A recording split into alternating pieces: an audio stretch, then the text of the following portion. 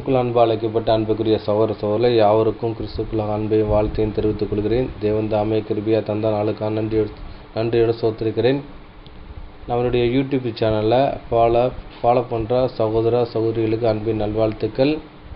இன்றைக்கி என்ன பாடம் பார்க்க போகிறோம் பார்த்தீங்கன்னா, அன்புக்குரிய சகோதரர்களே, இயேசு கிறிஸ்துவின் மரணத்தின் நிகழ்ந்த தீர்க்க தரிசனங்கள் என்ற தலைப்பின் கீழே 2ஆம் பாகத்தை நம்ம பார்க்க போகிறோம்.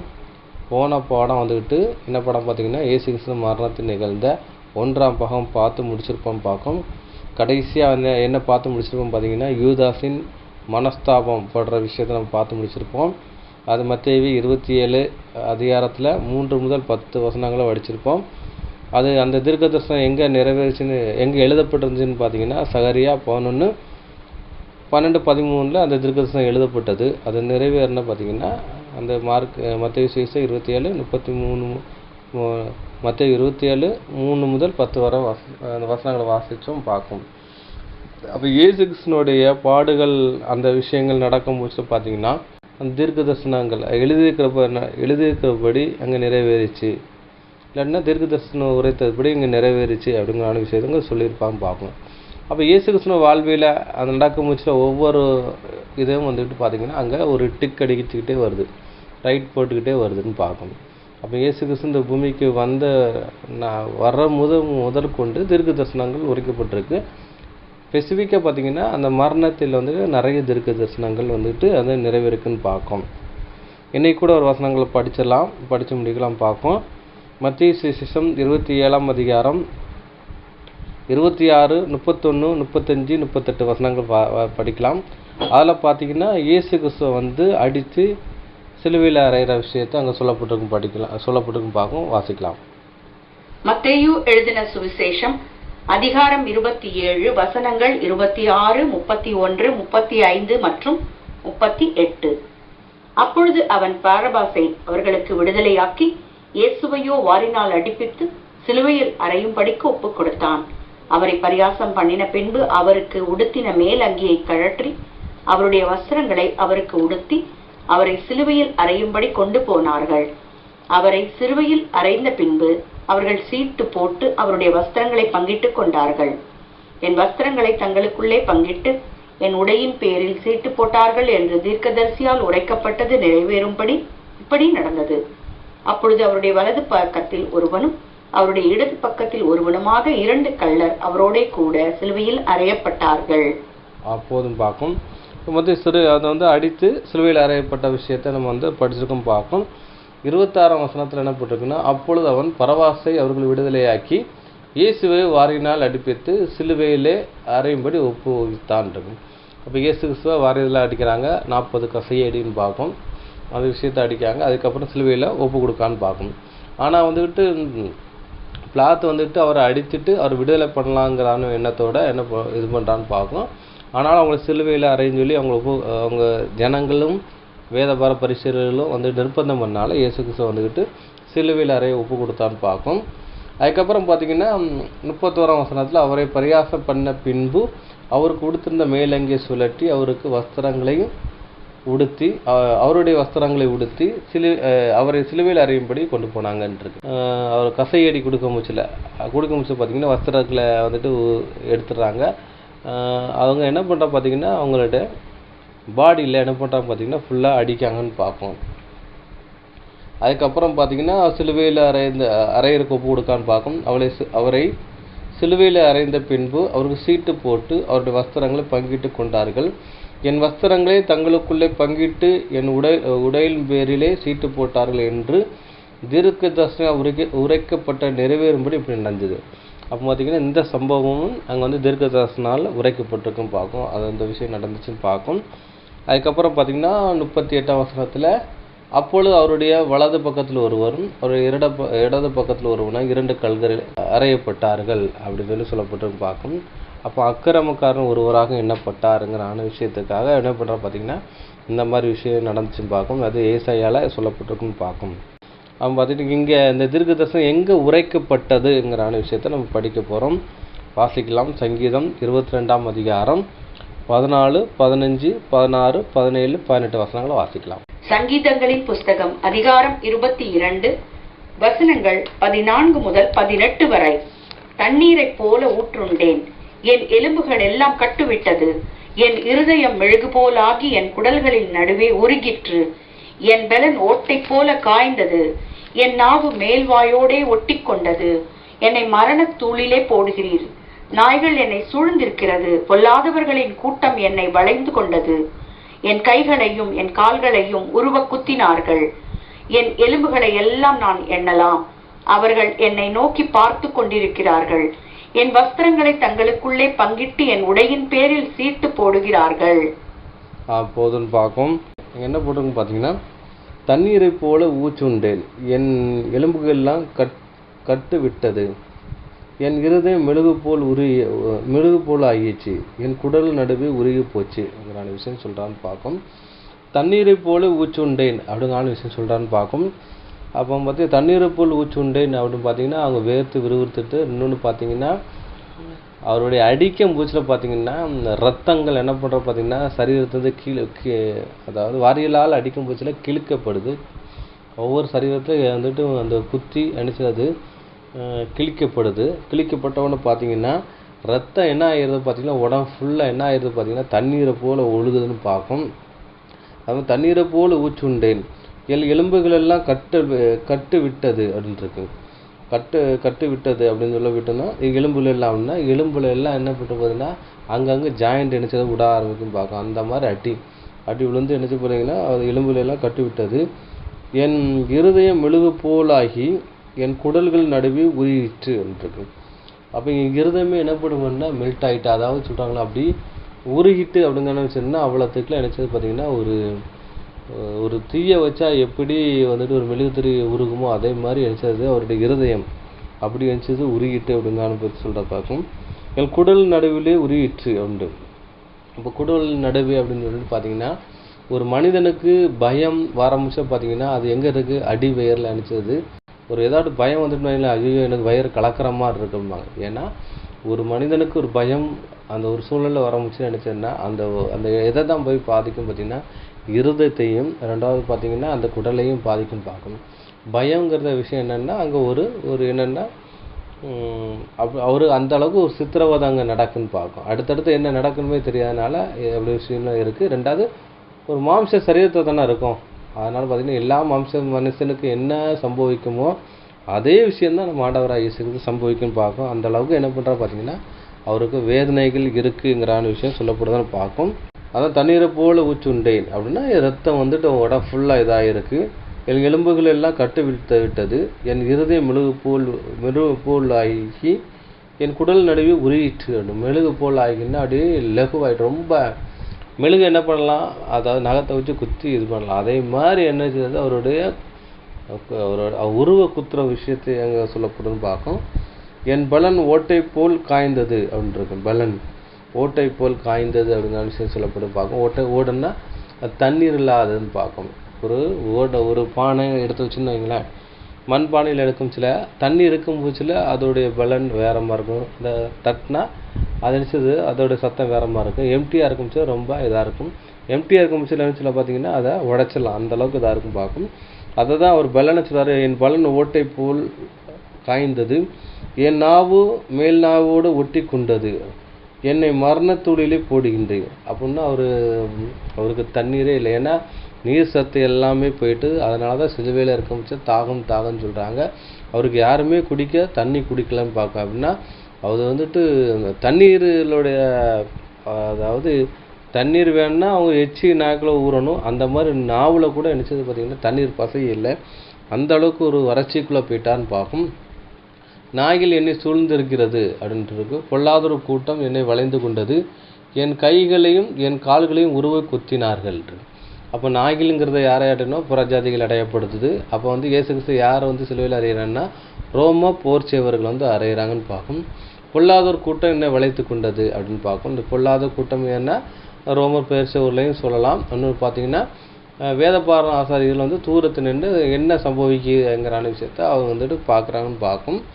அதெல்லாம் சொல்லுறது, என் கைகளையும் என் கால்களையும் உருவ குத்தினார்கள். அப்படின்னா இயேசு கிறிஸ்து மரண தண்டனை கொடுக்கும் சொல்லிட்டு சிலுவையில் அறையிற விஷயத்த தாவீது காலத்தில் என்ன சொல்லப்பட்டிருக்கு பார்த்தீங்கன்னா இங்கே சொல்லப்பட்டிருக்குன்னு பார்க்கும்.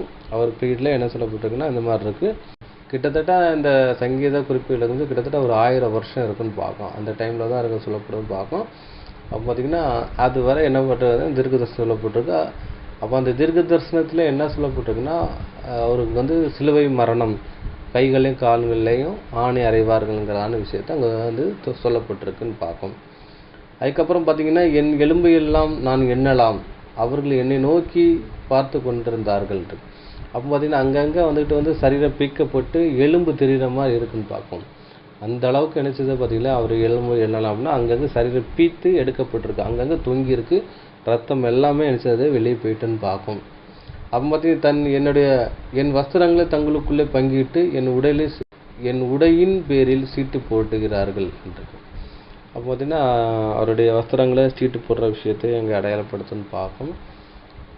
இயேசு கிறிஸ்துவோடைய அங்கேயும் வஸ்திரங்கிறதான ஒரு பாடம் கூட நம்ம போட்டிருப்போம். அதை இந்த கேட்காதவங்க அந்த பாடத்தை கேளுங்கன்னு பார்க்கும். அது ஒரு பிரயோஜனமாக இருக்கும் பார்க்கும். அதில் நிறைய விஷயங்களை அதில் சொல்லியிருப்போன்னு பார்க்கணும். அது பார்த்திங்கன்னா அதான் இன்றைக்கி அவர் சிலுவையில் அறையும் பூச்சில் அவருடைய வஸ்திரங்களையும் அவங்க அங்கேயும் பங்கிட்டாங்கன்னு பார்க்கும். அந்த விஷயத்தை தீர்க்க தரிசனமாகவே இங்கே சங்கீதத்தில் சொல்லப்பட்டிருக்கும் பார்க்கும். அப்போ இங்கே சொல்லப்பட்ட அந்த தீர்க்க தரிசனம் இயேசு கிறிஸ்துவ வாழ்வில் அங்கே நிறைவேறுதுங்கிற விஷயம் சொல்லப்படுதுன்னு பார்க்கும். அடுத்தபடியாக அன்புக்குரிய சகோதரர்களே, இயேசுக்கு தாகத்துக்கு என்ன கொடுத்தாங்க பார்த்தீங்கன்னா காடியே கொடுத்தார்கள் அங்கிற விஷயம் சொல்லப்படுதுன்னு பார்க்கும். அதை கூட நம்ம படிக்கலாம். யோவான் சுவிசேஷம் அதிகாரம் 19 பார்த்தீங்கன்னா 28, 29 வசனங்கள் வாசிக்கும். யோவான் எழுதின சுவிசேஷம் அதிகாரம் 19 வசனங்கள் 28 மற்றும் 29. அதன் பின்பு எல்லாம் முடிந்தது என்று இயேசு அறிந்து வேத வாக்கியம் நிறைவேறத்தக்கதாக தகமாயிருக்கிறேன் என்றார். காடி நிறைந்த பாத்திரம் அங்கே வைக்கப்பட்டிருந்தது. அவர்கள் கடற்காளானை காடியிலே தோய்த்து ஈசோப்பு தண்டில் மாட்டி அவர் வாயினிடத்தில் நீட்டி கொடுத்தார்கள். அதன் பின்பு எல்லாம் முடிந்தது என்று இயேசு அறிந்து வேத வாக்கியம் நிறைவேறத்தக்கதாக தாகமாக இருக்கிறேன். அப்போது எல்லாம் முடிந்தது அப்படின்னா இதுவரை எழுதியிருக்கிறபடி, அதாவது புஸ்தக சூரில் என்ன எழுதியிருக்கோ அதன்படி என்ன செய்தது நடந்திருக்கு சொல்லி கடைசியாக சொல்கிறார். கடைசி அந்த தீர்க்கதரிசனம் நிறைவேறணும் அதான் சொல்கிறாரு. அதன் பின்பு எல்லாம் முடிந்தது என்று இயேசு அறிந்து வேத வாக்கியம் நிறைவேறத்தக்கதாக தாகமாக இருக்கிறேன் என்றார். காடி நிறைந்த பாத்திரத்தில் அங்கே வைக்கப்பட்டிருந்தது. அங்கே கடற்காளானால் காடியிலே தேய்த்து என்று. கடல் காளான்னு சொல்லி பார்த்தீங்கன்னா கடலில் இருக்கிற ஒரு காளான்னு பார்க்க, அது ஃபோம்னு சொல்லுவோம். நம்மளுடைய ஷோபாகெல்லாம் வச்சுருப்பாங்களே அந்த மாதிரி ஃபோம் மாதிரி தான் இருக்கும் பார்க்கும், பஞ்சு. அதில் என்ன பண்ணுறாங்க பார்த்தீங்கன்னா ஈசப்புன்னு ஈட்டியில் குத்தி அந்த காடியை முக்கி அவருக்கு வாயில் கொடுக்காங்கன்னு பார்க்கும். ஏன்னா அவர் தாகமாக இருக்குங்கிறாரு, அவர் நாவு என்ன மேல் நாவோட ஒட்டி கொள்ளுதுன்னு பார்க்கும். அந்த மாதிரி சூழ்நிலை இருக்குது. அப்போ ஈட்டியில் குத்தி அது மாட்டி அவர் வாயில் நீட்டுறாங்க. அந்த காடியை வாங்கின பின்பு முடிந்ததுன்னு சொல்லி சாய்த்து தன்னுடைய ஆவியை ஒப்பு கொடுத்தாருங்க விஷயம் சொல்லப்படுதுன்னு பார்க்கும். அப்படி பார்த்தீங்கன்னா இந்த சம்பவம் எங்கே இருக்குது, இந்த தீர்க்க தரிசனம் எங்கே உரைக்கப்பட்டதுங்கிற விஷயத்தை நம்ம பார்க்க போகிறோம். ஏன்னா வேத வாக்கியம் நிறைவேறத்தக்கதாக தான் தாகமாக இருக்கிறேன்ங்கிற விஷயம் சொல்கிறான்னு பார்க்கும். அந்த தீர்க்க தரிசனம் எங்கே நிறைவேற்றுங்கிற விஷயம் படிக்க போகிறோம். சங்கீதம் 69 சங்கீதம் 21 வசனம் வாசிக்கலாம். சங்கீதங்களின் புஸ்தகம் அதிகாரம் 69 வசனம் 21. என் ஆகாரத்தில் கசப்பு கலந்து கொடுத்தார்கள், என் தாகத்துக்கு காடியை குடிக்க கொடுத்தார்கள். அப்போதும் பார்க்கும். அது பார்த்தீங்கன்னா என் ஆகாரத்திலே கசப்பு கலந்ததை கொடுத்தார்கள், என் தாகத்துக்கு காடியை கொடுத்தார்கள் அப்படிங்கிற விஷயம் சொல்லப்படும் பார்க்கும். ஆனால் அவங்க கொடுத்து பார்த்தீங்கன்னா அது என்ன சொல்கிறாங்கன்னா மது அப்படிங்கிற விஷயம் சொல்கிறாங்க. காடின்னா மதுங்கிற விஷயம் சொல்கிறாங்க. அந்த போர் சேவர்கள் என்ன பண்ணுறாங்க பார்த்தீங்கன்னா அந்த வேலைகளை செய்யும் பட்சத்தில் அவங்களுக்கு என்ன பண்ணுறாங்கன்னா அந்த டைம் வெயில் டைம், அதுக்கப்புறம் பார்த்திங்கன்னா அவங்களுக்கு என்ன பண்ணாங்கன்னா அது மது போதையில் அந்த விஷயம் பண்ணுறதுக்காக என்ன பண்ணுறாங்கன்னா உடலில் பொறுக்கக்கூடாதுக்காக அவங்க குடிக்கிறதுக்கு மதுவே என்ன பண்ணுறாங்கன்னா தண்ணி இல்லாதனால தாகமாக இருக்குன்னு சொன்னால் அதை காடியை கொடுத்தார்கள்ங்கிற விஷயம் சொல்லப்படுதுன்னு பார்க்கும். அந்த காடிங்கிறது அது கசப்புன்னா அதை தான் அது மது தான் நினச்சது கசப்பாக இருக்கும் பார்க்கும். அதை தான் அவங்கள குடிக்க கொடுத்தார்கள் அப்படின்னு சொல்லப்படுது. ஆனால் அதை வாங்கி விட்டு அதை நினைச்சது மறுத்துடுறான்னு பார்க்கும், மறுத்துட்டு தான் இது பண்ணுறான்னு பார்க்கும். அதான் விஷயத்தை சொல்லப்படுதுன்னு பார்க்கும். அடுத்தபடியாக அன்புக்குரிய சகோதரர்களே, இயேசு பிரதான ஆசிரியர்களும் வேதபாரர்களும் மூப்பர்கள் நினச்சிட்டா பார்த்தீங்கன்னா பரியாசம் பண்ணுறாங்கன்னு பார்க்கும். அதை கூட நம்ம படிக்கலாம். மத்தேயு சுவிசேஷம் 27ஆம் அதிகாரம் 39, 40, 41, 42, 43 வசனங்கள் வாசிக்கலாம். மத்தேயு எழுதின சுவிசேஷம் அதிகாரம் 27 வசனங்கள் 39 முதல் 43 வரை. அந்த வழியாய் நடந்து போகிறவர்கள் தங்கள் தலைகளை துலுக்கி, தேவாலயத்தை இடித்து 3 நாளைக்குள்ளே கட்டுகிறவனே, உன்னை நீயே ரட்சித்துக்கொள், நீ தேவனுடைய குமாரனானால் சிலுவையிலிருந்து இறங்கி வா என்று அவரை தூஷித்தார்கள். அப்படியே பிரதான ஆசாரியரும் வேத பாரகரும் மூப்பரும் பரியாசம் பண்ணி, மற்றவர்களை ரட்சித்தான், தன்னைத்தான் ரட்சித்துக் கொள்ள திராணி இல்லை. இவன் இஸ்ரவேலின் ராஜாவானால் இப்பொழுது சிலுவையிலிருந்து இறங்கி வரட்டும், அப்பொழுது இவனை விசுவாசிப்போம். தன்னை தேவனுடைய குமாரன் என்று சொல்லி தேவன் மேல் நம்பிக்கையா இருந்தானே, அவர் இவன் மேல் பிரியமா இருந்தால் இப்பொழுது இவனை ரட்சிக்கட்டும் என்றார்கள். போதும் பார்க்கும். அப்போ என்ன சொல்கிறப்போது பார்த்தீங்கன்னா, அந்த வழியாக நடந்து போனவர் நடந்து போயிடுற தங்களை தலையை குலுக்கி அதுங்க விஷயம் சொல்லப்படுது பார்க்கும். அந்த குலுக்கிங்கிறான விஷயம் பார்த்தீங்கன்னா என்னென்னா, அதாவது நம்ம சொல்லுவோம் அப்படின்னு சொல்லி தலையாட்டுவோம்ல, அதே மாதிரி நினைச்சுறாங்க தலையாட்டுறாங்க பார்க்கும். இது ஒரு ஆங்கிள்னு பார்க்கும். அதாவது சொல்லிட்டு தலையாட்டுறது நினைச்சது பார்த்தீங்கன்னா ஒரு தலையாட்டுறதுன்னு பார்க்கும். இதெல்லாம் உங்களுக்கு தேவையா அப்படின்னு சொல்கிற மாதிரி இருக்கும். இன்னொன்று பார்த்தீங்கன்னா, இன்னொரு தலையாட்டுற விஷயம் என்ன பார்த்தீங்கன்னா, சிரிக்கிறது. சிரிக்க முச்சில் ஹஹஹான்னு சொல்லி சிரிக்க முச்சில் பார்த்தீங்கன்னா குலுங்கி சிரிக்க முச்சு என்ன செய்யுது, தலையை வந்துட்டு அசைன்னு பார்க்கணும். அப்போ 2 விஷயம் நடந்திருக்கு. ஒன்று வந்துட்டு அது இருமாப்பா தலையாட்டுற விஷயம் இருக்குது. இன்னொன்று பரியாசம் பண்ணுறதுன்னா சிரித்து நகையாடம் போச்சுலே தலை ஆடும் பார்க்கணும். இந்த மாதிரி கூட என்ன பண்ணுறாங்க பார்த்தீங்கன்னா, தலையை ஆட்டி அவரை வந்துட்டு எடுத்துகிறாங்க பரியாசம் பண்ணுறவும் எண்ணி நகையாடுற விஷயமும் நடந்திருக்கும் பார்க்கும். அதுக்கப்புறம் தான் அவர் சொல்கிறாங்க பார்க்க என்ன சொல்கிறாங்கன்னா, தேவாலயத்தை எடுத்து 3 நாளைக்குள்ளே கட்டுகிறவனே, உன்னை நீயே நெச்சித்துக்கொள், நீ தேவனுடைய குமாரனால சிலுவையிலிருந்து இறங்கி வா என்று தூசித்தார்கள். அப்போ வந்து தேவனுடைய குமாரன் சொன்னீங்க, இப்போ வந்துட்டு நீ இறங்கி வா, ஏன்னா நிறைய அற்புத அடையாளங்கள் செஞ்சுருக்காரு, இவருக்கு வல்லம் இருக்குன்னு தெரியும், அதனால் இறங்கி வாங்கிறான விஷயம் சொல்லப்படுதுன்னு பார்க்கும். இது வந்துட்டு இந்த மக்களாக சொல்லலை, அந்த மக்கள் மூலமாக சாத்தான் வந்துட்டு இயேசு கிறிஸ்துவை எள்ளி நகையாடுற விஷயமா இது இருக்குன்னு பார்க்கும். அப்படியே பிரதான ஆசிரியரும் வேதபாரரும் மூப்பரும் பரியாசம் பண்ணினார்கள். அப்போ வந்துட்டு பிரதான ஆசிரியரும் மூப்பரில் என்ன பண்ணுறாங்க பார்த்தீங்கன்னா, அவங்களும் நினச்சிட்டாங்க பரியாசம் பண்ணியிருக்காங்கன்னு பார்க்கும். மற்றவர்களை தன்னை ரட்சித்து கொள்ள திராணி இல்லையே, இவன் வந்துட்டு இஸ்ரவேலின் ராஜாவானால் இப்பொழுது சிலுவையிலே இறங்கி வரட்டும் என்று அப்பொழுது இவனை விசுவாசிப்போம் என்றார்கள். அப்போ பார்த்தீங்கன்னா பிரதான ஆசாரியர்கள் மூப்பர்கள் அங்கே இருக்காங்கன்னு பார்க்கும். இன்னொன்று பார்த்தீங்கன்னா, அதை நீசான் மாதம் வந்துக்கிட்டு 14ஆம் தேதி 3 மணிக்கு இயேசு கிறிஸ்து மரிக்க தருவார் இருக்குன்னு பார்க்கும். இந்த 3 மணிக்கு என்ன நடக்குன்னு பார்த்தீங்கன்னா, இஸ்ரேல் ஜனங்கள் பஸ்காவை ஆசிரித்து பஸ்காவை அடித்து புசிக்கணும், கசப்பான கிடையோடு அந்த சாப்பிடணும். அதை எப்போ சாப்பிடணும்னா 3 to 6க்குள்ளே முடிக்கணும்னு பார்க்கணும். அப்போ வந்துட்டு 15ஆம் தேதி ஆகிட்டுனா அது வந்துட்டு அடுத்த நாள் ஆயிரும். அதனால் பார்த்தீங்கன்னா ஏன்னா இஸ்ரேலுடைய வந்துட்டு அவருடைய காலண்டர் பார்த்தீங்கன்னா, அதாவது சாயந்தரம் டு சாயந்தரம் தான் பார்க்கும், மாலை டு மாலை. ஆனால் பார்த்தீங்கன்னா அவங்க 3 மணிக்கு அவங்க வந்துட்டு எனக்கு 3 to 6 மணிக்குள்ள அந்த புசிக்கணும். அதுக்கப்புறம் வந்துக்கிட்டு அவங்க பஸ்கா பண்டிகை அங்கே அனுசரிப்பாங்க பார்க்கணும். அதெல்லாம் விட்டுட்டு என்ன பண்ணுறாங்க பார்த்தீங்கன்னா, இயேசு கிறிஸ்துவோடைய சிலுவை மரணத்தை உச்சி நோக்கி பார்க்குறக்காக பார்த்துக்கிட்டு இருக்காங்கன்னு பார்க்கணும். அது மற்றவனே நீ ரட்சித்தாய், தன்னைத்தானே ரட்சித்துக்கொள் அப்படிங்கிற விஷயம் சொல்லிட்டு சொல்கிறார். மற்றவனே ரட்சித்தாய், தன்னைத்தானே ரட்சித்துக்கொள்ள திராணி இல்லை, இவன் இஸ்ரவேலின் ராஜாவானால் இப்பொழுது சிலுவையிலிருந்து இறங்கி வரட்டும், நாம் இவனை விசுவாசிப்போன்னு இருக்காரு. அப்போ வந்துட்டு முதல்ல என்ன சொல்கிறாங்கன்னா, நீ தேவனுடைய குமாரனானா நீ வந்துட்டு இறங்கி வா, அவங்களை விசுவாசிப்புன்னு சொல்கிறாங்க, தூசிக்கிறாங்க. இன்னொன்று என்ன சொல்கிறாங்க பார்த்தீங்கன்னா, நீ இஸ்ரவேலின் ராஜாவானால், இஸ்ரவேலுக்கு நீ ராஜன் சொல்லியில் யூதருக்கு ராஜன் சொல்லியில் ராஜாவானால் இப்போ சிலுவையிலேருந்து இறங்கி வா, நாங்களும் விசுவாசிப்போங்கிறான்னு விஷயம் சொல்கிறாங்க. அதுக்கப்புறம் இன்னொரு விஷயம் என்ன சொல்கிறாங்க பார்த்தீங்கன்னா, தன்னை தேவனுடைய குமாரன் என்று சொல்லி தேவன் மேல் நம்பிக்கை இருந்தானே, அவர் இவன் மேல் பிரியமாக இருந்தால் இப்பொழுது இவனை ரட்சித்து கொள்ளட்டும் என்றார்கள். என்ன சொல்கிறாங்கன்னா, தன்னை தேவனுடைய குமாரன் என்று சொல்லி தேவன் மேல் நம்பிக்கை இருந்தானே. அப்போ வந்துட்டு என்ன தேவனுடைய குமாரன் சொல்லி தேவன் மேல் நம்பிக்கை இருந்தாரே, அவர் வந்துட்டு என்ன செய்யணும், இவரை வந்துட்டு ரட்சிக்கட்டும் அப்படிங்கிற விஷயத்த சொல்கிறான்னு பார்க்கணும். பிதாவாய் தேவனே என்ன சொல்கிறாங்க குறை சொல்கிற மாதிரி இருக்குன்னு பார்க்கணும். இப்போ வந்துட்டு சாத்தான் என்ன சொல்கிறான்னு பார்த்தீங்கன்னா, இந்த மனிதன் மூலமாக சரி இப்போ அவர் தான் வந்து இறங்கி வர முடியலாட்டினா அப்போ அவர் தகப்பன் இருக்கார்ல, அவர் மேலே விசுவாசம் இருந்தால அதனாலாட்டி என்ன செய்ய முடியும்னா அவரை இறங்கி வர சொல்லட்டும் அப்படிங்கிற விஷயம் சொல்கிறாரு. அப்போ பிதாவுக்கு வந்துட்டு குமாரன் மேலே இரக்கம் இல்லையா, அன்பு இல்லையா அப்படின்னு சொல்லி ஒரு கேலி கூத்தாட்ட விதமாக சாத்தான் இவங்க மேலே வந்து வாயிலிருந்து இந்த வார்த்தைகள் சொல்லுதுன்னு பார்க்கும். அதுக்கு இந்த ஜனங்கள் நினைச்சாங்க, அவங்க வாயில ஒப்பு கொடுத்தாங்கன்னு பார்க்கும். அப்போ இயேசு கிறிஸ்துவ வந்துட்டு அவங்கள எண்ணி நகையாடினாங்க. இயேசுவினுடைய தகப்பன் அதாவது பிதாவாகிய தேவனையும் எள்ளி நகையாடுற ஒரு விஷயமா இருக்குன்னு பார்க்கும். அப்போ வந்துட்டு இந்த தீர்க்க தரிசனம் எங்கே உரைக்கப்பட்டதுங்கிற விஷயம் படிக்க போகிறோம். இது எங்கே உரைக்கப்பட்டதுன்னு பார்த்தீங்கன்னா சங்கீதத்தில் உரைக்கப்பட்டிருக்குன்னு பார்க்கும். சங்கீதம் 22ஆம் அதிகாரம் 6, 7, 8 வசனங்கள் வாசிக்கலாம். சங்கீதங்களின் புஸ்தகம் அதிகாரம் 22 வசனங்கள் 6 முதல் 8 வரை.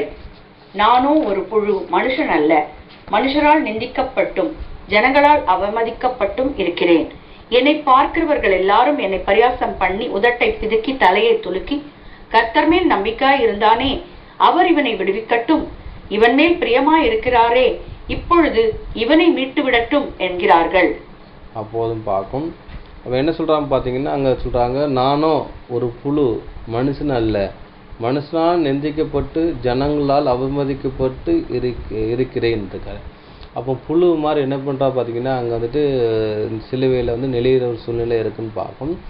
ஏன்னு பார்த்தீங்கன்னா, அவர் தலையில் முள்முடி இருக்குன்னு பார்க்கும். அவர் வந்துட்டு தலையை வந்து சாய்க்கணும்னு நினைக்கிறாரு. ஆனால் பார்த்தீங்கன்னா தலையை சாய்ச்சா இந்த கழுத்தை வச்சு சாய்ச்சா கையில் குத்துது முள், இந்த சைடு கத்தா, இந்த சைடு சாத்தா இங்கேயே குத்துன்னு பார்க்கும். தலையை தொங்கையும் விட முடியலான்னு பார்க்கும். இப்படி நினைச்சிட்டாரு, ரொம்ப அங்கலாய்க்கிறாருன்னு பார்க்கும். அப்போ தான் ஒரு வசனம் அவர் ஒரு வார்த்தை சொல்கிறாரு. என்ன சொல்கிறான்னு பார்த்தீங்கன்னா, பறவைகளுக்கு கூடு உண்டு, நரிகளுக்கு குழி உண்டு, மனுஷகுமாருக்கு தலை சாய்க்க இடமில்லைன்ட்டு. ஏன்னா தலையை இந்த பக்கம் சாய்க்க முடியாது, சாய்ச்சா கையில் குத்து, இந்த சைடும் இப்போ சாய்ச்சா சாய்க்க முடியும். பின்னாடி தலையை வந்துக்கிட்டு மரத்தில் சாய்ச்சிடாருந்தோன்னா அது வந்துக்கிட்டு எனக்கு தலையில் இன்னும் கொஞ்சம் குத்துதுன்னு பார்க்கும். இப்படி நினைச்சிடாரு, அந்த மாதிரி ஒரு சூழ்நிலைக்குள்ளே போகிறாரு. போகிறனால சொல்கிறாரு, ஒரு புழு மாதிரி நினைச்சிட்டாரு, நெளிஞ்சிக்கிட்டே வராரு. ஏன்னா அங்கிட்டு முடியல, இங்கிட்டு போல ரொம்ப கஷ்டப்படுறாருன்னு பார்க்கும். அது நானும் ஒரு புழு, மனுஷன் அல்ல, மனுஷனால் நிந்திக்கப்பட்டு ஜனங்களால் அவமதிக்கப்பட்டு இருக்கிறேன். ஏன்னா ஜனங்களால் அவமதிக்கப்பட்டு எள்ளி நகையாடி காரி துப்பி தாடி மயிரை இழுத்து கன்னத்தில் அரைஞ்சி, அப்போ பார்த்தீங்கன்னா ஒரு குச்சமே செய்யாத ஒரு மனுஷனை இப்படி செஞ்சால் என்ன செய்யும், ரொம்ப நினைச்சிடாரு. அந்த விஷயங்கள் நடக்கும் போச்சுலாம் என்னன்னா ரொம்ப கஷ்டப்படுறான்னு பார்க்கும். ஒரு மனிதனை வந்துக்கிட்டு ஒரு நல்ல ஒரு பொசிஷனில் ஒரு மதிப்பு மரியாதையோடு ஒரு மனுஷன் வாழ்கிறான்னு வைங்களேன், அவனை வந்துட்டு இந்த மாதிரி செய்ய முச்சில அந்த மனிதனுக்கு என்ன செய்ய ரொம்ப கூணி புரியுறான்னு பார்க்க. ஏன்னா ஒரு மனுஷனை வந்துக்கிட்டு தள்ளி நின்று சொல்கிற, என்ன ஒருத்தர் என்னை தள்ளி நின்று சொல்ல மாட்டேன்னு அவ்வளோ கௌரவமாக வாழ்ந்தேன், என்ன இப்படி சொல்லிட்டாங்கன்னு இது பண்ணுவாங்க. அதை காட்டிலும் தேவன் வந்து ஒரு ரொம்ப உத்தம நீதிமானாக இருந்தார் இந்த வாழ்க்கையில், அவருடைய வாழ்க்கை ஸ்டைலில். ஆனாலும் வந்து என்னச்சுன்னா பார்த்தீங்கன்னா இந்த மாதிரி ஒரு சூழ்நிலைக்குள்ளே போகிறான்னு பார்க்கும். அப்போது ரொம்ப கஷ்டப்படுறான்னு பார்க்கும். அதனால தான் அந்த வந்துட்டு தீர்க்க தரிசனங்கள் அப்படி எழுதப்பட்டுருன்னு பார்க்கும். அப்போ இந்த தீர்க்க தரிசனம்லாம் எழுதப்பட்டதை தேவனுக்கு இயேசு கிறிஸ்துவுக்கு தெரியும். தெரிஞ்சு என்னச்சுடான்னு பார்த்தீங்கன்னா அதுக்கு வந்து புஸ்தகத்தில் என்ன குறித்து எழுதியிருக்கு அப்படின்னு சொல்லி தான் நினச்சிடாரு வந்து இறங்கி வாரான்னு பார்க்கும்.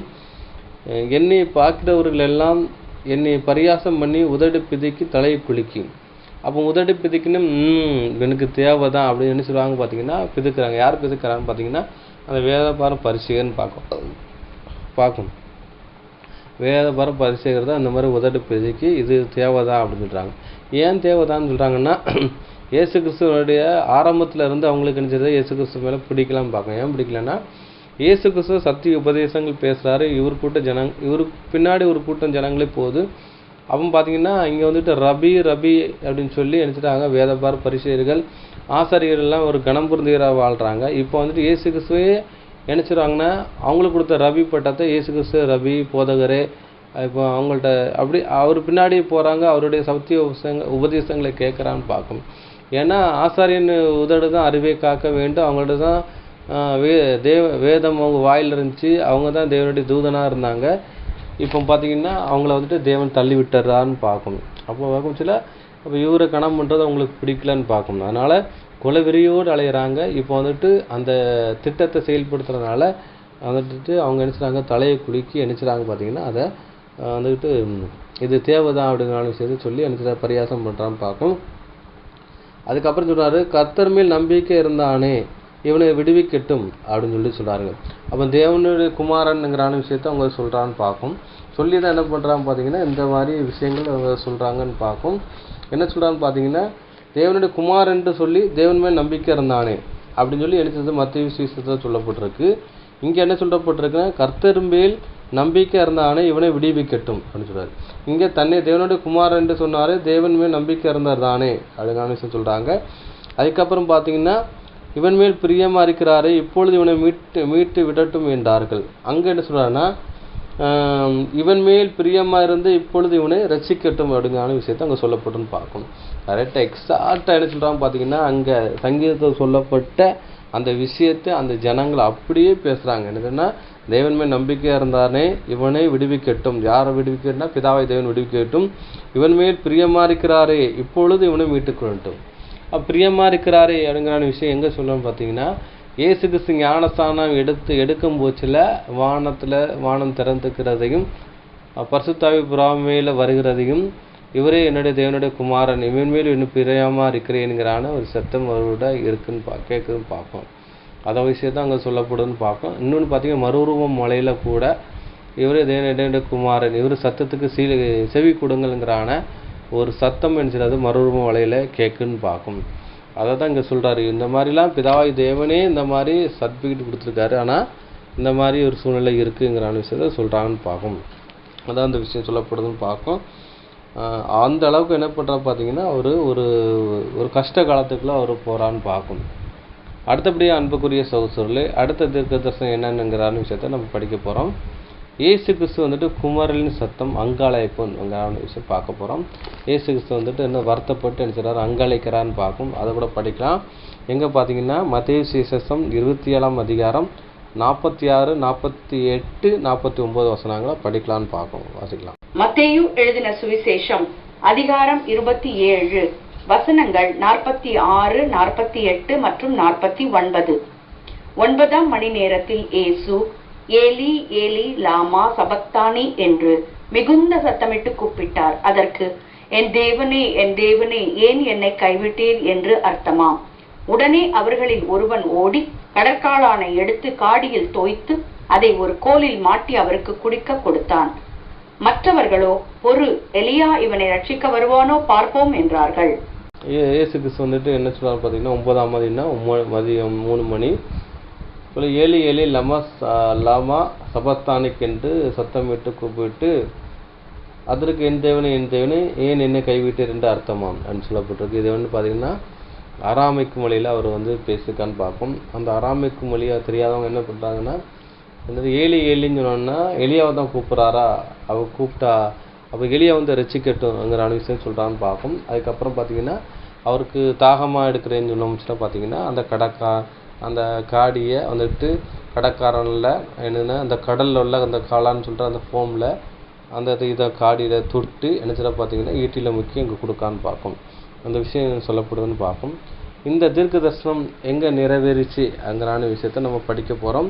அதுக்கப்புறம் பார்த்தீங்கன்னா அவருக்கு அந்த சிலுவையில் மரணத்தில் நடந்த இன்சிடெண்ட் ஏன்னா ரொம்ப கதறி அழுகுறாரு. என் தேவனை ஏன் என்னை கைவிட்டுன்னு சொல்லுவார். ஏன்னா அதுக்கு முன்னாடி அந்த ஜனங்கள் எள்ளி நகையாடுறாங்க அந்த விஷயங்கள்லாம் பார்த்து என்ன ரொம்ப மனவேதனைப்படுறான்னு பார்க்கும். இந்த காரியங்களை எங்கே எழுதப்பட்டிருக்கு பார்த்தீங்கன்னா சங்கீதத்தில் சொல்லப்பட்டிருக்கு பார்க்கும். சங்கீதம் 69ஆம் சங்கீதம் 17 முதல் 21 வசனங்கள் அதுக்கப்புறம் 26, 27, 28 வசனங்கள் வாசிக்கலாம். சங்கீதங்களின் புஸ்தகம் அதிகாரம் 69 வசனங்கள் 17 முதல் 21 வரை மற்றும் 26, 27, 28. உமது முகத்தை உமது அடியேனுக்கு மறையாதேயும். நான் வியாகுலப்படுகிறேன். எனக்கு தீவிரமாய் செவி கொடுத்தருளும். நீர் என் ஆத்துமாவினிடத்தில் வந்து அதை விடுதலை பண்ணும். என் சத்துருக்களின் நிமித்தம் என்னை மீட்டுவிடும். தேவரீர் என் நிந்தையையும் என் வெட்கத்தையும் என் அவமானத்தையும் அறிந்திருக்கிறீர். என் சத்துருக்கள் எல்லோரும் உமக்கு முன்பாக இருக்கிறார்கள். நிந்தை என் இருதயத்தை பிளந்தது. நான் மிகவும் வேதனைப்படுகிறேன். எனக்காக பரிதபிக்கிறவன் உண்டோ என்று காத்திருந்தேன், ஒருவனும் இல்லை. தேற்றுகிறவர்களுக்கு காத்திருந்தேன், ஒருவனையும் காணோம். என் ஆகாரத்தில் கசப்பு கலந்து கொடுத்தார்கள். என் தாகத்துக்கு காடியை குடிக்க கொடுத்தார்கள். தேவரீர் அடித்தவனை அவர்கள் துன்பப்படுத்தி நீர் காயப்படுத்தினவர்களை நோக பேசுகிறார்களே. அக்கிரமத்தின் மேல் அக்கிரமத்தை அவர்கள் மேல் சுமத்தும். அவர்கள் உமது நீதிக்கு வந்துட்டாதிருப்பார்களாக. ஜீவ புஸ்தகத்திலிருந்து அவர்கள் பேர் கிறுக்கப்பட்டு போவதாக. நீதிமான்கள் பேரோடே அவர்கள் பேர் எழுதப்படாதிருப்பதாக. அப்போதும் பார்க்கும். ஆனால் புக்குரி சோசூரில் என்ன சொல்லப்பட்டு பார்த்தீங்கன்னா, அந்த 17ஆம் வசனத்தில், உமது முகத்தை உமது அடியானுக்கு மறைக்காதையும், நான் வியாகுலப்படுகிறேன், எனக்கு தீவிரமாக செவி கொடுத்தரலும் அப்படிங்கிற விஷயம் சொல்கிறான்னு பார்க்கும். அப்போ வந்துக்கிட்டே இயேசு கிறிஸ்துவனுடைய அந்த வேண்டுதல் வந்துக்கிட்டு எங்கே அது கட்டாகிட்டுன்னு பார்த்தீங்கன்னா, அந்த கெத்செமனே தோட்டத்திலே அவருடைய பிதாவாகி தேவனுக்கும் ஆண்டவராகிய இயேசு கிறிஸ்துக்குள்ள அந்த கம்யூனிகேஷன் கட்டாகிட்டுன்னு பார்க்கும். ஏன்னா வந்துக்கிட்டு நினைச்சாரு, அவர் வந்துட்டு தன் குமாரனை நினைச்சிடாரு ஒப்பு கொடுத்துட்டான்னு பார்க்கும். இப்படி அபிரகாம் வந்துக்கிட்டு தன்னோட குமாரனை பலிபீடத்தில் முற்றிலுமாக ஒப்பு கொடுத்து கத்தி எடுத்து குத்த ஒப்பு கொடுத்தாரோ, அதே மாதிரி நம்ம ஆண்டவராகிய இயேசு கிறிஸ்துக்கு என்னென்னா அப்படி ஒப்பு கொடுத்துட்டான்னு பார்க்கும். ஏன் அந்த மாதிரி ஒப்பு கொடுத்தாருன்னு பார்த்தீங்கன்னா, அபிரகாம் வந்துட்டு ஈசாக்கு ஒப்பு கொடுக்குற காரணம் வந்துட்டு தேவன் மேல், பிதாவாகி தேவன் மேலே அவர் வைத்திருந்த அன்பும் பாசமும் கீழ்ப்படிதலை எங்கே காமிக்குதுன்னு பார்க்கும். அதே மாதிரி பார்த்தீங்கன்னா, நம்ம ஆண்டவராகிய இயேசு கிறிஸ்துவை ஏன் இந்த பூமிக்கு அனுப்புகிறான்னா, நம்மையில் வைத்த அன்பு நிமித்தமும் நம்ம மேல் வைத்திருந்த இரக்கத்தின் நிமித்தமும் நம்மளை மீட்கிறதுக்கு வேறு வழியே இல்லை. அவரோட குமார் ரத்தத்தின் மூலமாகத்தான் நம்ம மீட்பு உண்டுங்கிறதுக்காக என்ன பண்ணுறா பார்த்தீங்கன்னா, அவரை ஒப்பு கொடுத்துட்டாருன்னு பார்க்கும். அதனால தான் இயேசு கிறிஸ்துவோட ஜெபத்தை நம்ம பிதாவாகி தேவன் அவர் வந்து கேட்கவில்லைன்னு பார்க்கும். கேட்டிருந்தாருன்னா அவர் ரேன்சம் கொடுக்க முடியாதுன்னு பார்க்கும். அப்போ ஏன் அவருக்கு வந்து செவி கொடுக்கலன்னா, நம்மையில் வைத்திருந்த அன்பு நிமித்தம் என்ன சொல்லப்படுறாரு பார்த்தீங்கன்னா, தன் குமாரனை கைவிட்டாருங்கிற விஷயம் சொல்லப்படுதுன்னு பார்க்கும்.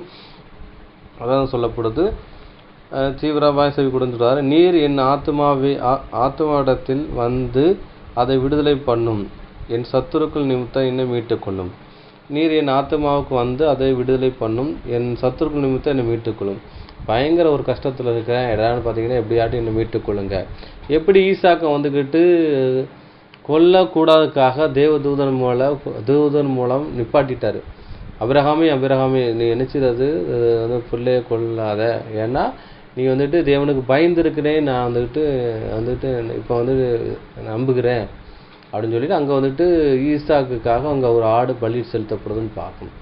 ஆனால் இங்கே என்ன பண்ணுற பார்த்தீங்கன்னா, முற்றிலுமாக நினைச்சிடாது அவர் ஒப்பு கொடுத்துறாருன்னு பார்க்கும், அவருக்கு செவி கொடுக்கலான்னு பார்க்கும். தேவரீர் என் நிந்தையையும் என் வெட்கத்தையும் என் அவமானத்தையும் அறிந்திருக்கிறீர், என் சத்துருக்கள் எல்லோரும் உமக்கு முன்பாக இருக்கிறார்கள். தேவரீர் என் நிந்தையையும் என் வெட்கத்தையும் என் அவமானத்தையும் அறிந்திருக்கிறேன். நிந்தை அப்படிங்கிற விஷயத்தை பார்த்தீங்கன்னா அவர் நிந்திக்கிறாங்க. தேவனுடைய குமாரனானா சிலுவையிலிருந்து கீழே இறங்கி வா அப்படிங்கிற விஷயம் சொல்கிறாங்க.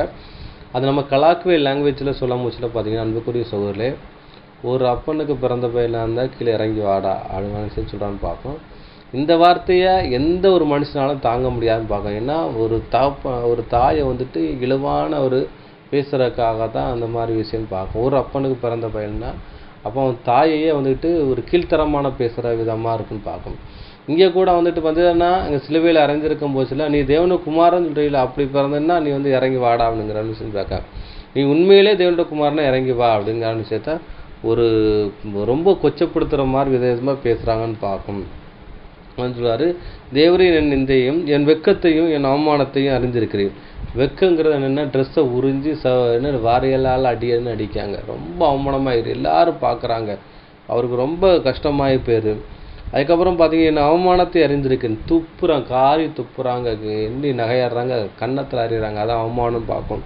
உச்சக்கட்ட அவமானம், காரி துப்புறெல்லாம் ஒரு உச்சக்கட்ட அவமானம் பார்க்கும். அந்த மாதிரிலாம் விஷயம் செய்கிறாங்கன்னு பார்க்கும். என் சத்துருக்கள் எல்லோரும் எனக்கு முன்பாக இருக்கிறார்கள் அப்படின்னா, சத்துருக்கள்னு ஃபுல்லாக அவங்க நினச்சிட்டாங்க, அவங்க சத்துருக்கள் இருக்கான்னு பார்க்கும். என் நிந்தை என் இருதயத்தை பிளந்தது, நான் மிகவும் வேதனைப்படுகிறேன். அப்போ பார்த்தீங்கன்னா, என் நிந்தை என் இருதயத்தை பிளந்ததுன்னா ரொம்ப இருதயமே வெடிக்கிற மாதிரி இருக்குன்னு பார்க்கும்.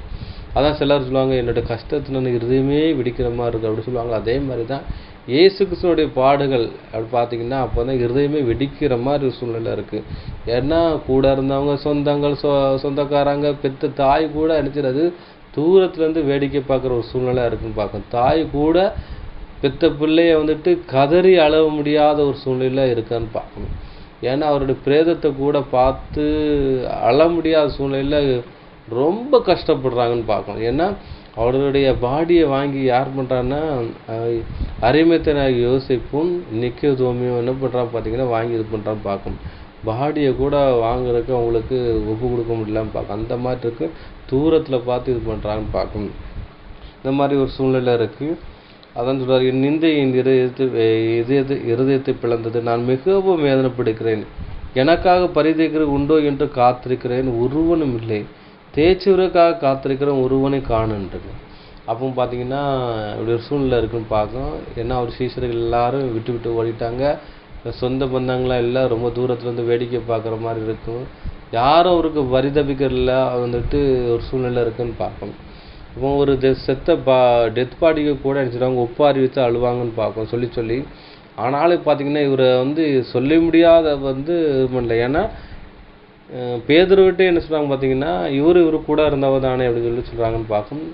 அப்போ அவருடைய சீசர் யாராட்டும் கண்ணில் பட்டிருந்தா கூட அவங்கள கூட சிலுவையில் ஏற்றிருப்பாங்கன்னு பார்க்கும். அந்த மாதிரி ஒரு சூழ்நிலை இருக்கிறதுனால யாரும் அவர் என்ன கிட்ட போக முடியலன்னு பார்க்கும். அந்த மாதிரி ஒரு சூழ்நிலை இருக்குன்னு பார்க்கும்.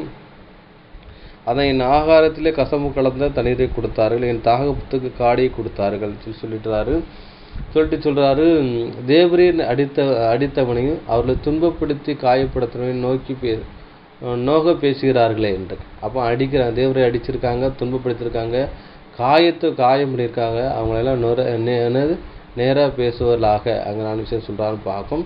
அதுக்கு முந்தின வசனம் படிச்சுன்னா, அவர்கள் வாசஸ்தலம் பாழாக்க கடவுது, அவருடைய கூடாரம் இல்லாமல் கூடாரங்கள் குடியில்லாமல் போவதாகன்றது. அப்போ இயேசு கிறிஸ்துவனுடைய அந்த சிலுவை மரணத்துக்கு அப்புறம் பார்த்தீங்கன்னா பின்னாடிக்கு கிபி 70 பார்த்தீங்கன்னா தீத்து ராயனால் நினச்சிறாங்க எருசலேம் அழிக்கப்பட்டு, அதுக்கப்புறம் பார்த்தீங்கன்னா இவங்கள அந்த சந்ததியே எருசலேமில் இல்லாதபடி துரத்தி விட்டு அது மண்மேடாகிற விஷயம் ஆகியிருக்கு பார்க்கணும். அதான் அந்த விஷயம் சொல்லப்படுதும் பார்க்கும். அதுக்கப்புறம் பார்த்தீங்கன்னா அக்கிரமத்து மேல் அக்கிரமத்தை அவங்களும் சுமத்திட்டீர் அவங்க சொல்கிறாங்க. ஏன்னா அக்கிரமத்து மேல் அக்கிரமம் செஞ்சுட்டாங்க. அதுக்கப்புறம் பார்த்தீங்கன்னா அக்கிரமத்து மேல் அக்கிரமத்தையும் அவர்கள் மேல் சுமத்தும், அவர்கள் நீதிக்கு வந்துட்டதாயிருக்காங்க. அப்போ அக்கிரமத்தில் அக்கிரமங்க சுமத்துறாங்க, அவங்க நீதிக்கு வந்துடக்கூடாது அப்படிங்கிற விஷயம் சொல்கிறாங்க.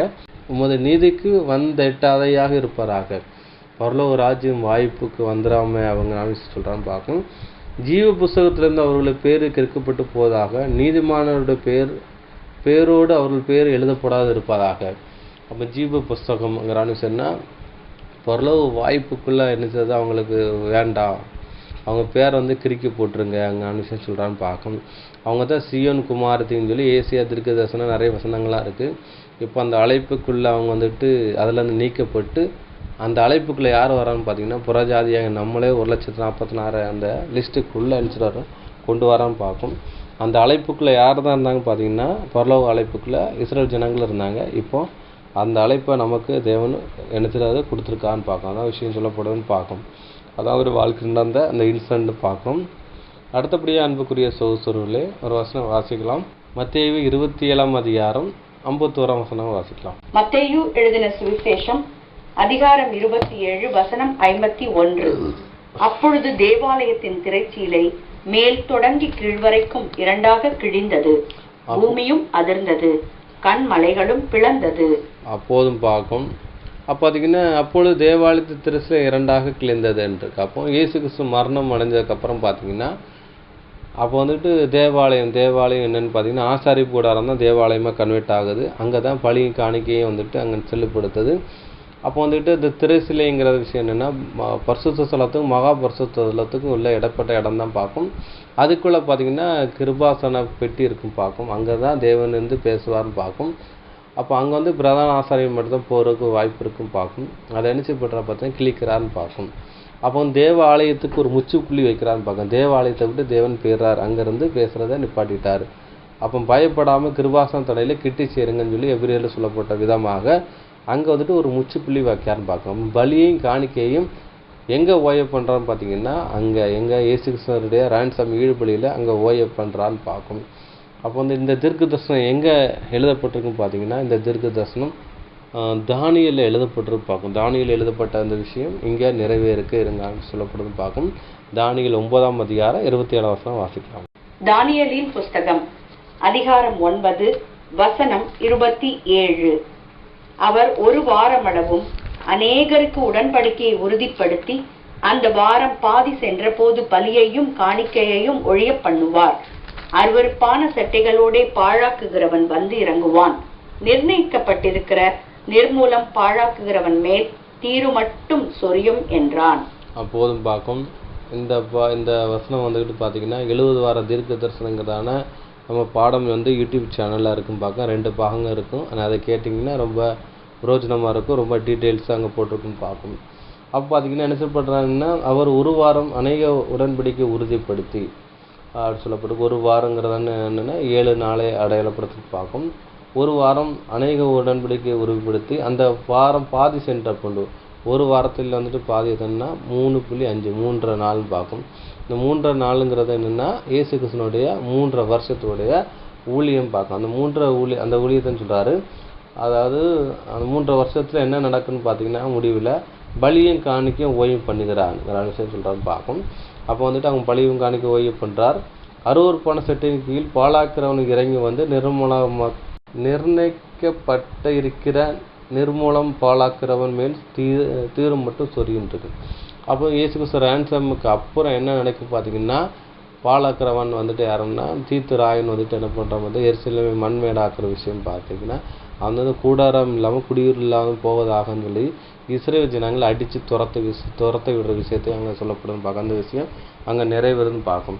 அப்போ இயேசு கிறிஸ்துவோட ரேன்சமில் என்னென்ன ஈடுபலியில் என்ன நடக்கும் பார்த்தீங்கன்னா, பலியும் காணிக்கையும் ஓய்வு பண்ணுறான்னு பார்க்கும். அதனால தான் திரைச்சிலை 2ஆக கிளியிறது விஷயத்தை இதை அடையாளப்படுத்துது சொல்லப்படுதுன்னு பார்க்கும். அதான் அங்கே சொல்ல முடிச்சு பார்த்தீங்கன்னா, அவர் வந்து ஒரு வாரம் அநேக உடன்படிக்கையை உறுதிப்படுத்தி அப்படிங்கான்னு சொல்லிட்டு பார்க்கும். இயேசு கிறிஸ்து வந்து ஞானசானம் எடுத்து என்ன பண்ணுறா பார்த்தீங்கன்னா, புதிய உடன்படிக்கைக்குரிய சத்தியங்களை அவர் பேசுகிறான்னு பார்க்கும். நியாயப்பிரமாணத்தில் உள்ள அந்த சத்தியங்களுக்கு வேரியேஷன் என்ன செய்யறத காமிக்கான்னு பார்க்கும்.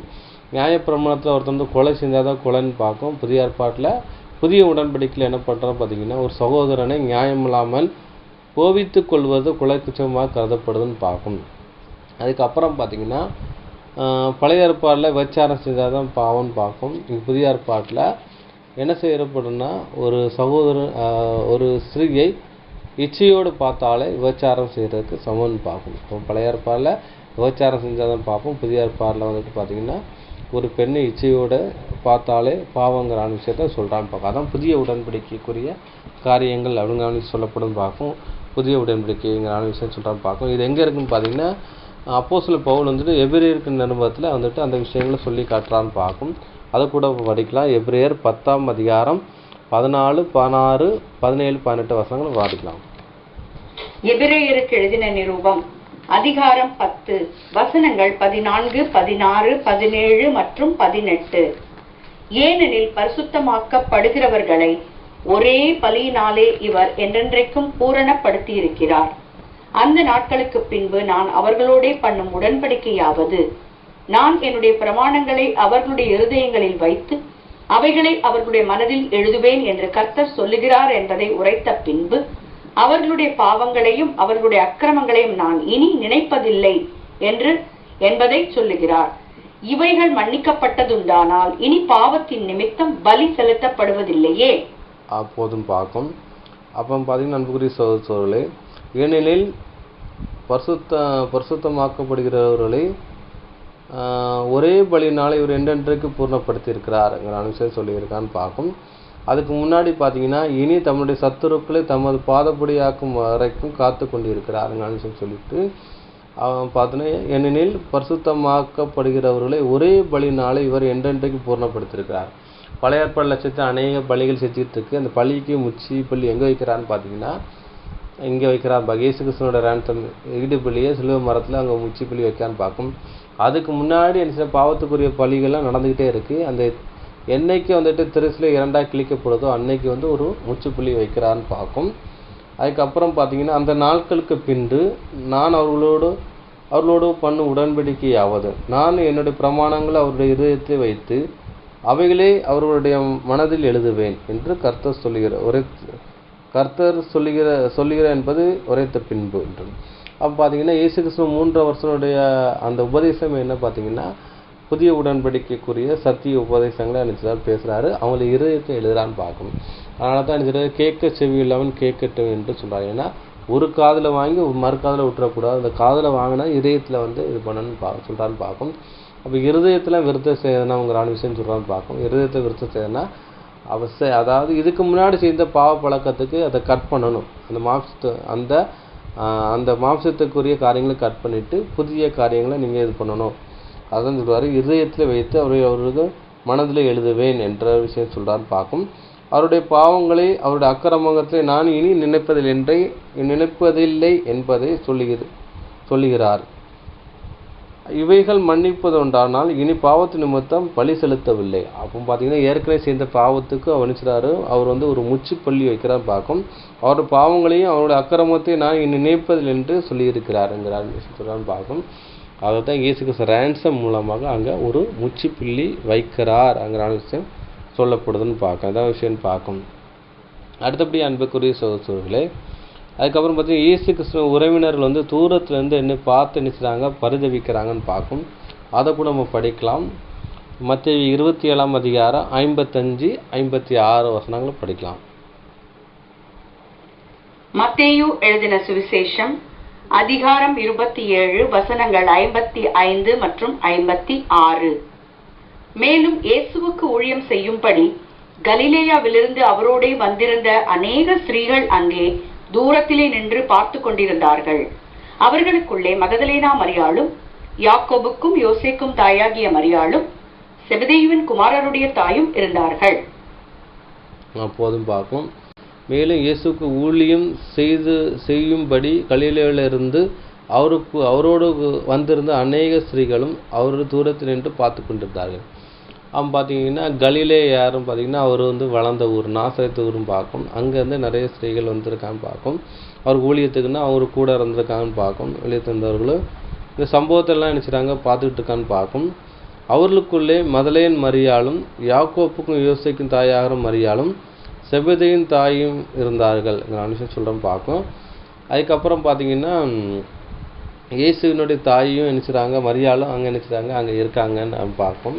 இப்போ இவங்க 2 பேரும் யாரும் பார்த்தீங்கன்னா இயேசுனுடைய தாயினுடைய சகோதரர் தான் யாரும் பார்த்தீங்கன்னா இவங்க 2 பேரும் பார்க்கும். அந்த விஷயம் நடக்கும் பார்க்கும். இவங்க தூரத்துலேருந்து பார்க்காம பார்க்கும்.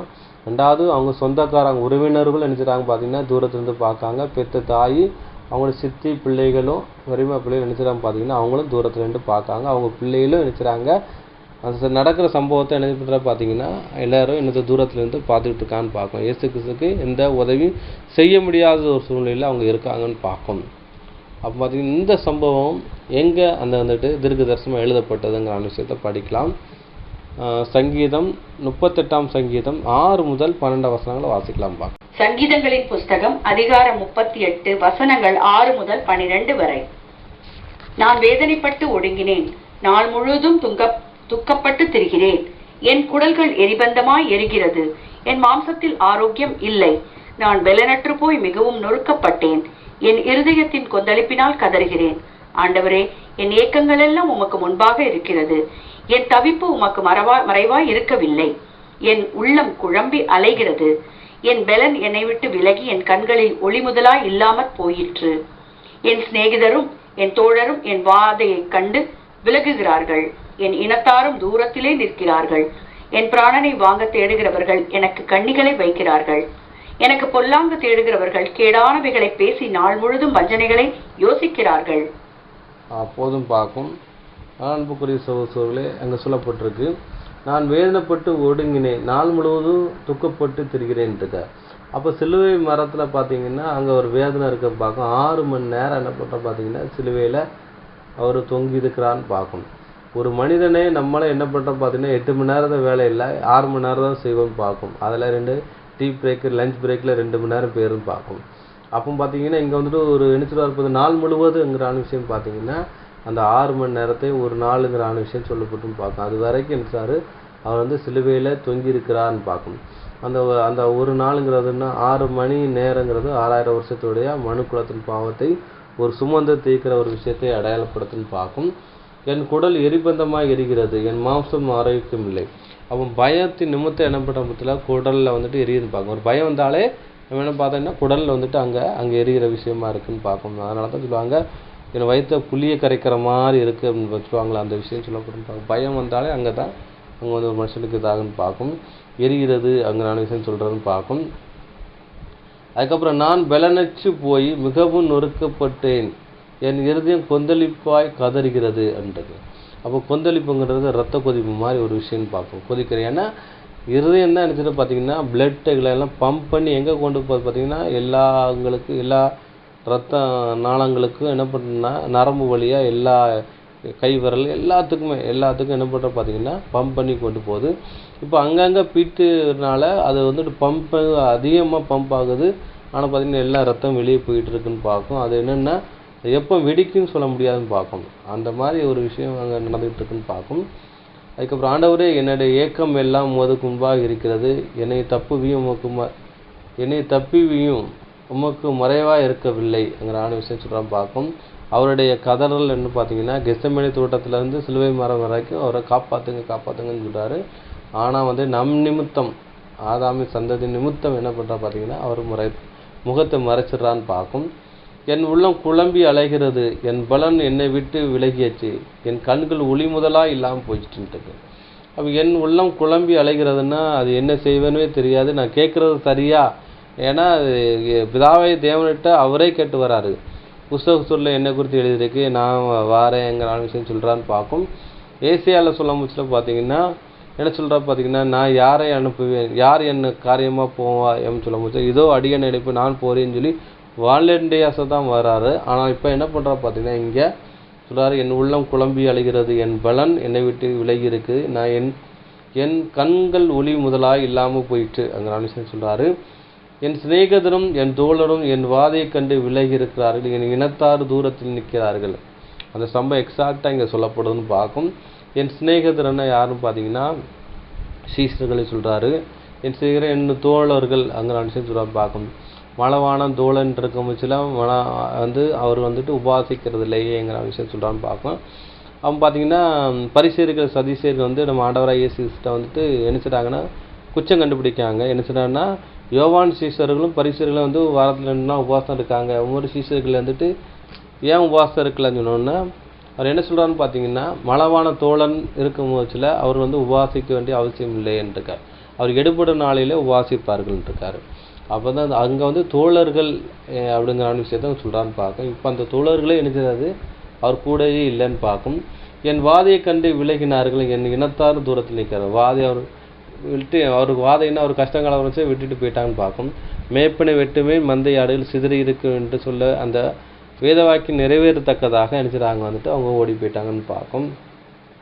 அவங்க இனத்தார்னா கலிலேயில் அவங்க சொந்த பந்தங்கள் அவங்க எல்லாருமே என்ன செய்கிறாங்க, தாய் கொண்டு என்ன செய்கிறாங்க பார்த்தீங்கன்னா தாய் சகோதரன் எல்லாருமே என்ன பண்ணுறாங்கன்னா தூரத்துலேருந்து அந்த காரியங்களை வேடிக்கை பார்க்க வேண்டிய சூழ்நிலையாக இருக்குன்னு பார்க்கும். என் பிராணனை வாங்க தேடுகிறவர்கள் எனக்கு கண்ணியை வைக்கிறார்கள், எனக்கு பொல்லாங்கு தேடுகிறவர்கள் கேடானவிலே யோசித்து நாள் முழுவதும் வஞ்சனை செய்கிறார்கள் சொல்கிறான்னு பார்க்கும். அப்போ அவரை இயேசு கிறிஸ்துவ கெத்செமனே தோட்டத்தில் பிடித்ததுலேருந்து சிலுவையில் அறையிற வரைக்கும் என்ன செய்கிறாங்க அந்த ஆசாரியர்கள் பஸ்கா பண்டிகை கூட கொண்டாடாமல் அவர் கூடயே இருந்து செத்ததுக்கு அப்புறம் போய் அந்த கல்லறையில் வைக்கிற வரைக்கும் அணிஞ்சிறாங்க கூடயே இருக்கிறாங்கன்னு பார்க்கும். அந்த அளவுக்கு என்ன செய்கிறாங்க பார்த்தீங்கன்னா அந்த காரியங்களை அவங்க பண்ணி முடிக்காங்கன்னு பார்க்கும். அதனால் அன்புக்குரிய சோதர்கள் இப்படி சூழ்நிலை இருக்குன்னு பார்க்கும்.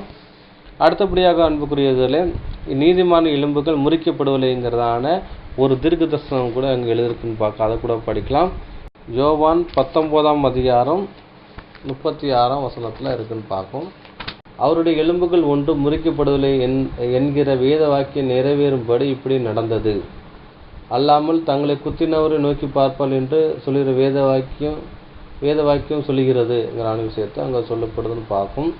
எலும்புகள் எல்லாம் என்ன செய்து பார்த்தீங்கன்னா எண்ணப்படுகிறதுங்கிற விஷயம் சொல்லப்படுதுன்னு பார்க்கும். அதை கூட நம்ம படிக்கலாம். சங்கீதம் 34:20 படிக்கலாம். அதுக்கு முந்தின வசனம் படிக்க, நீதிமானுக்கு வரும் துன்பங்கள் அநேகமாயிருக்கும், கர்த்தர் அவரை எல்லாவற்றையும் நின்று விடுவிப்பார், அவருடைய எலும்புல எல்லாம் காப்பாற்றுகிறார், அவைகள் ஒன்றும் முறிக்கப்படுவதில்லை விஷயம் சொல்கிறான்னு பார்க்கும். அப்போ பார்த்தீங்கன்னா நீதிமான எலும்புகள் முறிக்கவதில்லைன்னு சொல்கிறாரு. அதனால நம்ம ஆண்டவராக இயேசு கிறிஸ்து ஒரு நீதிமான், அவருடைய எலும்புகள் நினைச்சது முறிக்கப்படுவதில்லைங்கிற விஷயம் சொல்லப்படுதுன்னு பார்க்கும். அடுத்தபடியாக அன்புக்குரிய சகோதரர்களே, யோவான் 19:37 சொல்ல முடிச்சு பார்த்தீங்கன்னா, அல்லாமலும் தங்கள் குத்தினவரை நோக்கி பார்ப்பார்கள் என்று வேறொரு வேத வாக்கியம் சொல்கிறது அது சொல்லப்படுதுன்னு பார்க்கும். அது எங்கே சொல்லப்பட்டிருக்கும் பார்த்தீங்கன்னா அன்புக்குரிய சகோதரர்களே, சகரியால சொல்லப்பட்டிருக்கும் பார்க்கும். சகரியா 12:10 சொல்லப்பட்டிருக்கு.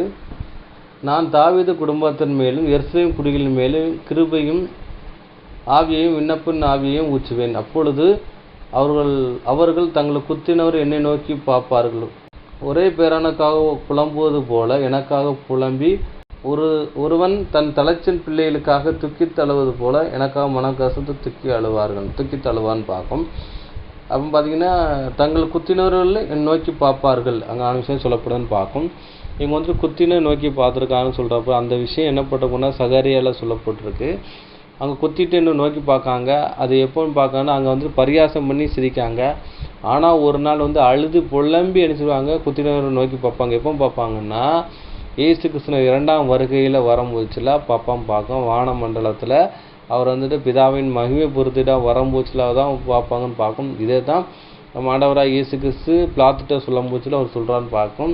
நீ தேவனுடைய குமாரன் என்று ஆசாரியன்னு கேட்கும் போச்சுல அவர் சொல்ல என்னது இயேசு கிறிஸ்து என்ன சொல்வார், தன் பிதாவின் வலது பரசில் வச்சிருக்கிறதையும் நம்ம மகிமை பொறுத்துனா வரமுச்சு நீங்கள் பார்ப்பீங்க, அப்போந்தான் நீங்கள் வந்து விசுவாசிப்பீங்கன்னு சொன்னாங்க. அது சொல்கிற அந்த தீர்க்க தரிசனம் சகரியால இருக்குது. அந்த அப்போந்தான் என்ன செய்வாங்க, விசுவாசிப்பாங்க. இப்போ என்ன பண்ண மாட்டாங்க பார்த்தீங்கன்னா அங்கே விசுவாசிக்க மாட்டார்கள் அங்கே விஷயத்தை அங்கே சொல்லப்படுதுன்னு பார்க்கும்.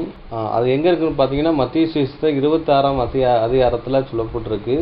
இயேசு பேசாமல் இருந்தால் அப்பொழுது பிரதான ஆசிரியர் அவரை நோக்கி, நீ தேவனுடைய குமாரனாய் கிறிஸ்து தானா, அதை எங்களுக்கு சொல்லும்படி ஜீவனுமுள்ள தேவன் பேரில் உன்னை ஆணையிட்டு கேட்கிறேன் என்றார்.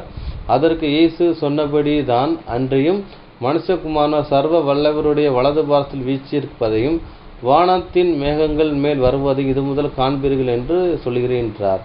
அப்போ வந்து எப்போ தேவனுடைய குமாரன் சொல்லி நீங்கள் விசுவாசிப்பீங்கன்னா சகரியா 12:10 சொல்லும் போச்சுல குத்தினோ நோக்கி பார்ப்பாங்கன்னு இருக்காங்க. கடைசி 3ஆம் உலக யுத்தம் நடக்கும். அப்போ வந்துட்டு இவங்க தோல்வியை கண்டு தேவனே எங்களை ரட்சியும், நீங்கள் தான் எங்களை ரட்சியும் சொல்லி கதாரம் போச்சுல தான் அப்போ நம்ம ஆண்டவராக இயேசு கிறிஸ்து வருவார். அப்போ எனக்கு பார்ப்பாங்க, குத்தினரை நோக்கி பார்ப்பாங்க. பார்த்து தான் அப்போ மெசியாவை தன்னுடைய சொந்த இரட்சகராக நோக்கி பார்ப்பார்கள்ங்கிற விஷயம் சொல்லப்படுதுன்னு பார்க்கும். அடுத்தபடியாக அன்புக்குரிய சகோதரர்களே, அடுத்த தீர்க்க தரிசனத்தை ஒன்று படிக்கலாம். மத்தேயு சுவிசேஷம் 27ஆம் அதிகாரம் 58, 59, 60 வசனங்களை படிக்கலாம். மத்தேயு எழுதின சுவிசேஷம் அதிகாரம் 27 வசனங்கள் 58, 59 மற்றும் 60. பிலாத்துவினிடத்தில் போய் இயேசுவின் சரீரத்தை கேட்டான். அப்பொழுது சரீரத்தை கொடுக்கும்படி பிலாத்து கட்டளையிட்டான். யோசேப்பு அந்த சரீரத்தை எடுத்து தூயதான மெல்லிய துப்பட்டியில் சுற்றி தான் கண்மலையில் வெட்டியிருந்த தன்னுடைய புதிய கல்லறையிலே அதை வைத்து கல்லறையின் வாசலில் ஒரு பெரிய கல்லை புரட்டி வைத்து போனான். போதும் பார்க்கும். இங்கே வந்துட்டு பார்த்தீங்கன்னா அருமைத்தன யோசேப்பு வந்துட்டு அவர் வந்து சரீரத்தை வாங்கி அவருக்கு வாங்கின கல்லறையில் வைக்கிறான்னு பார்க்கும். ஏன்னா அவருக்கு என்ன செய்கிறாருன்னு பார்த்தீங்கன்னா அவர் கல்லறை இருக்குது. அவர் கல்லறையில் என்ன செய்கிறாரு பார்த்தீங்கன்னா அவர் மரணம் அடைந்தால் நான் வந்துட்டு இந்த கல்லறையில் அடக்கம்னு சொல்லி எருசலேமில் வந்துக்கிட்டு ஒரு கல்லறை வாங்குறாரு. வந்து கெத்செமனே தோட்டத்து பக்கத்தில் இருக்குது. அந்த கல்லறை வச்சுருக்காரு. அவருக்காக வெட்டப்பட்ட கல்லறையில் இயேசு கிறிஸ்து வந்துட்டு அங்கே வைக்கப்பட்டிருக்காருன்னு பார்க்கும். இது வந்து அருமைத்த யோசேப்பு வந்து இயேசு கிறிஸ்து அந்தரங்க சீசன்ங்கிற விஷயம் சொல்லப்படுதுன்னு பார்க்கும். இந்த தீர்க்க தரிசனம் எங்கே எழுதப்பட்டிருக்கு அதுங்கிற விஷயம் படிக்கலாம். ஏசாயா 53:9 வசனம் படிக்கலாம். ஏசாயாவின் புஸ்தகம் அதிகாரம் 53 வசனம் 9. துன்மார்க்கரோடே அவருடைய பிரேத குழியை நியமித்தார்கள். ஆனாலும் அவர் மரித்த போது ஐஸ்வர்யவானோடே இருந்தார். அவர் கொடுமை செய்யவில்லை, அவர் வாயில் வஞ்சனை இருந்ததும் இல்லை.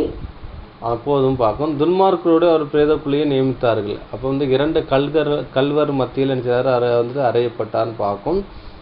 அப்போ வந்துட்டு துன்மார்க்கரோடு அவர் பிரேத குழியை நியமித்தார்கள். அவர் மறிக்கும் போது ஐஸ்வர்யனோடு கூட இருந்தார்.